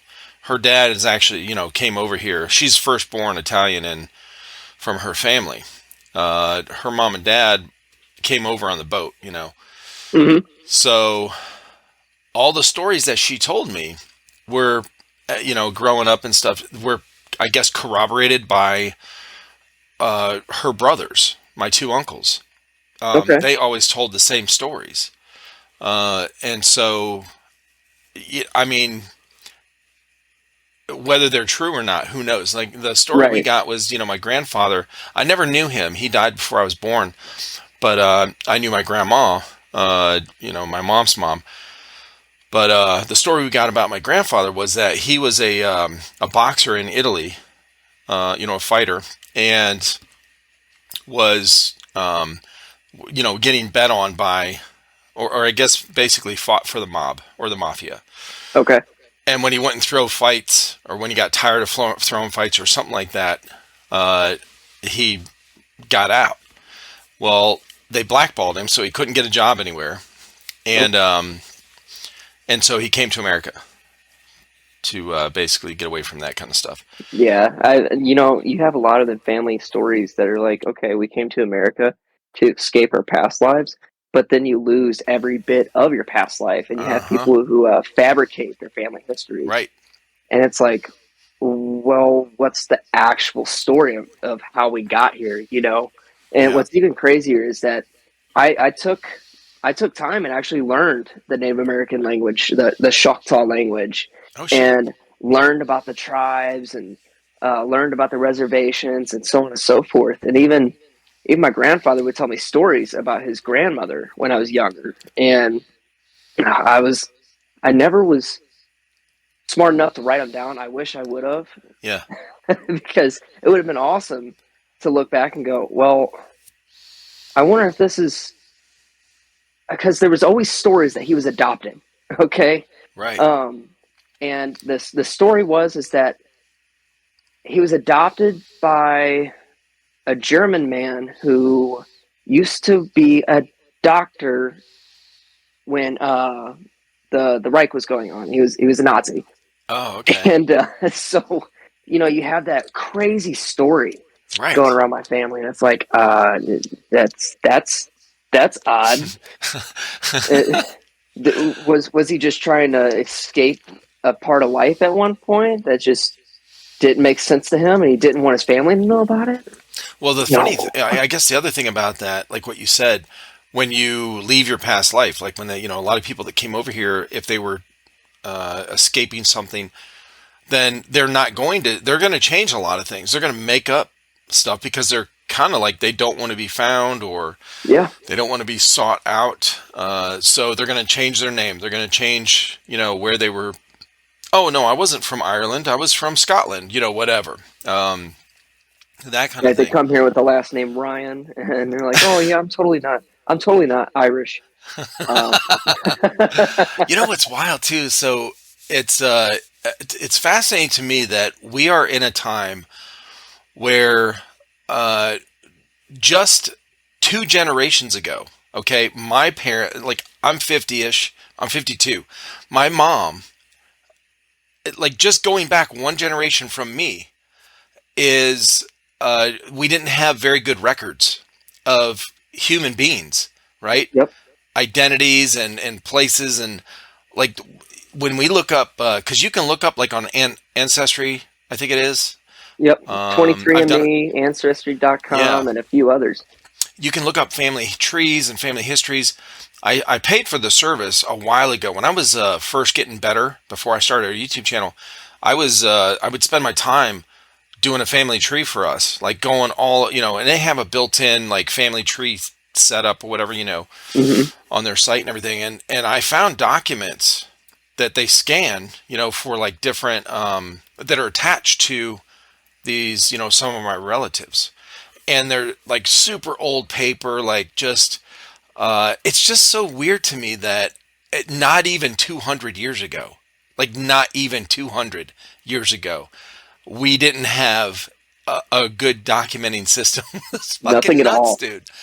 And like people just making shit up as they go. Yep. And nowadays you have people who have a Facebook, and it tells. I've had a Facebook since I was 9 years old. Hmm. So every part of my childhood is on social media now, and my Wow. kids can track that, and their kids can track that, Right. and so on and so forth. Your generation, I'm not calling you old or anything, but And Dustin to I win. am old, bro. I'm old. Dustin to win, man. I wouldn't have took you as 50 years old if you would have asked me at the beginning of this. Oh no, I don't. Yeah, I don't care about the number. Like I really don't. It's never That's bothered what me. keeps you ageless, man. That's Oh, what's for keeping the sure. wrinkles from coming out. Yeah, that and a lot of hydration. I drink a lot of water and I put lotion on all the time. So I Oh, don't like dude, dry if you skin. don't, you know, I think I got about 15 different lotions at my house. And oh man, it's a key important part. But you know what was odd with us the most with finding out that we're not Native American is our skin color. We're all Yeah. red. We're not really Oh, white in like when my you family. tan. Yeah. Oh, we get it's not even a tan. We're red. We're red skinned. And Hmm. it's like, well, we're Now, is it one of that's those like you burn real easy no, and I it have never shred? been burnt. Okay, see that? Yeah, see, I turn red. Now I got a mix, so I'll get reddish brown. Hmm. Because my mom's Italian, but on my dad's mom was Crow Indian, like half Okay. Crow Indian. At least that's what we were told. We do have a lot of old pictures of her when she was young, and she looks like an American Indian, like big time. The way the background and where she's at, and that kind of thing. And when I tan, I rarely burn, Right. and I get the reddish, the reddish tint as well. So Right. It's even it goes down to like our bone structure too. yeah, It's the high cheekbones and the yeah. smile lines, and it's like, okay, there's something it's either the 23andMe got wrong, which I spent I think almost $240 for that service for me and my wife to had. Wow. You guys need to get me a new one, Yeah. or um, something else is there that's not being told entirely. So $240 gets you what for two people? It You just they send you a tells, kit. yep, send you a Okay. kit. You get to do a little cheek swab. Mm-hmm. You send it back, and it tells you every piece of DNA where it's from, where it originates, and it gives you possibility of distant cousins. Possibilities. It doesn't guarantee it. It gives you possibilities. I have Now, not where's the seen one guarantee person. that they didn't mix up your sample with someone else's? You know what I mean? See, Like, that's something too. I was looking at right, this and I'm like, I don't know any of these people. It says like this is supposed to be my cousin, and I don't have what? anybody in my family with that last name. Mm, Um, that's something else. right. Yeah, that is strange. Um, yeah, and I'm sure it's shocking. It's like the people that try to find their parents. That were the kids that were adopted or Oh whatever, and they're yeah, trying to look for their parents later, and they get it mixed up. Like, oh, and then they find out. They make movies about this shit. They find out, well, no, you're actually not who you think you are. You were right. switched at birth. What a fucking like that would blow your mind. Man, honestly, I thought about it a few times, and I'm like, okay, well, what if we are actually Native American? They just got my DNA sample mixed up, man. Yeah. What are the odds that all of my family we look this way? We all have the right hair color for it. We're all born with the blonde that turns into black. I don't I don't understand it, Yeah. but Huh. Well, it's a what journey, and I'm still going down that road. oh, I'm sure. And the thing you were talking about last night was your tattoo on your arm was it was like you covered it up, a cover up of a cover up, and I'm Yes. guessing had something to do with once you found out you weren't Native American, right? Yep. Yep. So what did you So I have on did a there nature originally? walk. It Yeah, was you a did the nature nature walk. walk. That's So right. I did a little thing in a forest, and I just walked out there and got to experience life without really anything to defend myself or anything to express myself in the surroundings. I became one with everything around me. I Yeah. felt, and I came up and I seen Mama Bear with her couple cubs, and I was like, "Oh shit, I'm gonna keep my distance, but just watch. Just what are the odds that something like this?" And it was a beautiful scene, man. To Huh. see the cubs walk up to their mom and to play with her, and she just swats them around. It's like, oh damn, I wish I had that kind of They play a that little rough. childhood. Oh yeah, yeah. You see them fumbling around and shit, but that it was cool to experience that. But I Hmm. wanted to throw my own twist of what I loved, and I love art. Actually, me and my wife's first date was at the art museum, Okay. and that's where we kind of caught up on a lot of what's happened in our life as we've been apart for 4 or 5 Since middle years. school. Yeah. Yeah, yeah. So maybe possibly more, God's sakes. But yeah, I was like, you know what? I love Van Gogh. I got to find an artist who can do Starry Night, Mm. and I'm just going to turn the whole sleeve into Van Gogh. It's still a progress. We stopped right there at the elbow, Yeah. and we ran out of ideas because I was getting conflicted between two paintings, and then Mm. all these environmental uh, protagonists are throwing spaghettios on Van Gogh's paintings, and they're destroying them. And I just hate seeing that happen to art. And I've been very What? conflicted When about, was yeah, this? yeah, this is actually happening in Europe a lot right now. Oh, see, I don't know any news, bro. Like, not, I'm Oh, really, really in a bubble with that shit. thank God that you are, man, because Yeah. I've been very conflicted this week with a lot going on around the world. For God's sakes, you Oh, have this is really the recent. Okay. Taiwan situation, you have Europe with the environmental issues. They're all saying the global warming is taking effect, and our world countdown is being shortened and stuff. Bro, The, the, look, the global warming thing, I understand the whole concept. There's so much information out there to support both sides. I don't fucking know. But I'm going to mm-hmm, tell you this. Uh, we're in South Carolina, and Saturday morning was fucking 10 degrees, okay? There ain't no global warming shit around here. I don't know where it's at, but it ain't here, okay? hey man, No, I'm in the I middle of the just, United States, and it was with the wind chill. It was -20. yeah, oh God, yeah. So it was horrible here, man. Honestly, Yeah. I walk to work every day. Thank God I only live down the street from work now. Oh, okay. Wow, just that walk. Yeah, My face mask actually started to form icicles on it from I'm just walking down sure. the street. And I'm like, holy shit, dude. Yeah, I haven't been this cold since uh, I worked on a previous airsoft field, and that was Beanfield right down the road on the river. As you get close to that river, as you guys would know with the ocean, it gets right. colder. Yeah. It's constant Wow. wind and yeah. Wow. It is freezing here when that wind from Hmm. I guess it's Canada. It just comes in, it swoops in, it just kicks our ass here, dude. Yeah. Yeah, for sure. Jesus. So now on your arm. Now, do you have any other tattoos besides that one? I'm more so covered in tattoos here now. Oh, okay. You skulls and roses, um, Gotcha. but we'll work on them later. Yeah. Yeah, that's cool.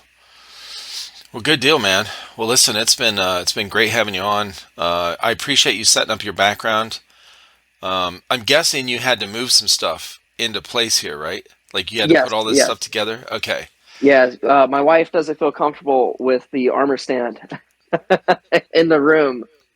Oh She yeah. uh she doesn't want to wake up to someone standing over Oh no her, and shit. she thinks, yeah, yeah. Yeah, So I yeah. was like, you know what, I'm gonna take that down to the basement and not worry about it. That's a good idea. Yeah, see, I don't know. Yeah, I would be the same way, to be honest. Like if it was in my bedroom, because I wake up, if I wake up in the middle of the night, yeah, I'd be like, halftime, I don't know where I'm at, okay, when I wake up. Oh, oh no, when No, I'm waking yeah, up, I know where that bottle of water is, and that's when I get that sense of everything around me. It's that 4 o'clock or 4 a.m. uh-huh. gallon chug down. Oh, shit, yeah, right. No, it's Well, yeah, it's man, I like it's almost appreciate it. it's worse than cottonmouth. But I appreciate you having me on, man. And Oh, absolutely. I, I I do appreciate you taking the time and let me show some stuff off, and it's It's been great. especially give a shout out for a few people that are in the community, such as Ruby Right. and Gasman Media. There's a few others out there that maybe later on we'll talk about, but I did want to let you know that I talked to Frosty, and he's Oh, looking forward to talking to you, man. oh, shit, already? Damn, dude, Yep, okay. yep, Well, thank you so much. Dude, that's yep, no awesome. problem. I Okay, told you I was on I'll have top of to, it, so I had to make sure I well, if you returned don't, that. uh, I'll have to look him. Is he on Instagram? Or Yes, how do he I is get in on touch with him? Instagram. Okay. I will. I'll send you a link to his Instagram, Yeah. and I already sent him a link to yours, and he said he'll get in touch with you. But I'm sure if Awesome. you message him, he'll be on top of it. Honestly, I messaged this man at 2 o'clock in the morning a few times, and I'll get a message right away, and I feel shitty for doing That's it, but I awesome. don't notice the time. You Right. I know. don't either, dude. I'm the same way. Last Oh, night we got but off when the call ended. I sat here for a good 10 minutes seeing if it was just, maybe your internet went out for a minute or, it cut out, whatever. But once I get your message back, so I turned around and messaged another guy and this is like 1:15 in the morning. my time. So I messaged another guy that I was trying to have a or schedule whatever, and he's a field owner in Ohio, and I thought maybe I'll wait because on my text app, texting I can like delay. I can schedule when a message goes to somebody, and I set a date and time, whatever. But with Instagram messaging, you can't do that, right? Like most No. messaging, you can't really do that. So it's like instant. So I'm sitting here like maybe I'll just wait until the morning. I'm like, fuck it, whatever. If he's asleep, he can just see it in the morning. So it's like 1:15. He messaged me back, and I was like, oh shit. Hey man, I'm sorry. I don't sleep much anyway, so it was very late. Oh yeah, but I'm sure No, my he's. wife actually came in and she was like, "Hey, it's 10:30." I was like, "Oh, I didn't even know we were on the phone for 2.5 hours, man. Honestly, it's a blast talking to you." Oh, thank you so much, man. Yeah, I only know because I keep looking over here for at my other monitor to monitor to make sure the call is still being recorded, that kind of Yep. thing.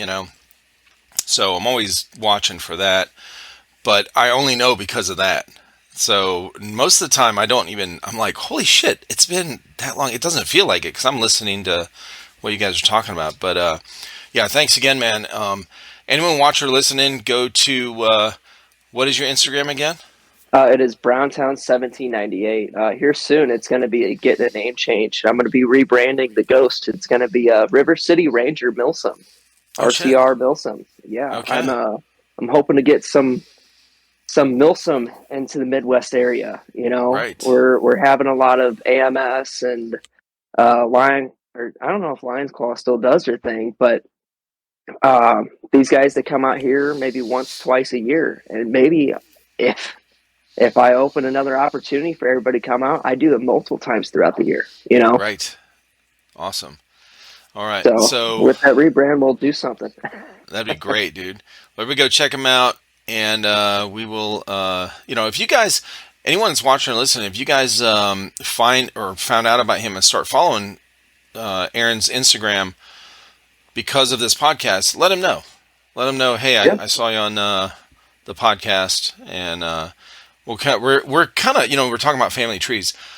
One of the things I'm doing on here with talking to all these different people, I try to say in the podcast, "Hey, I found you from talking to this person." Kind yeah. of connect the dots, and it's kind of like this family tree that we're building.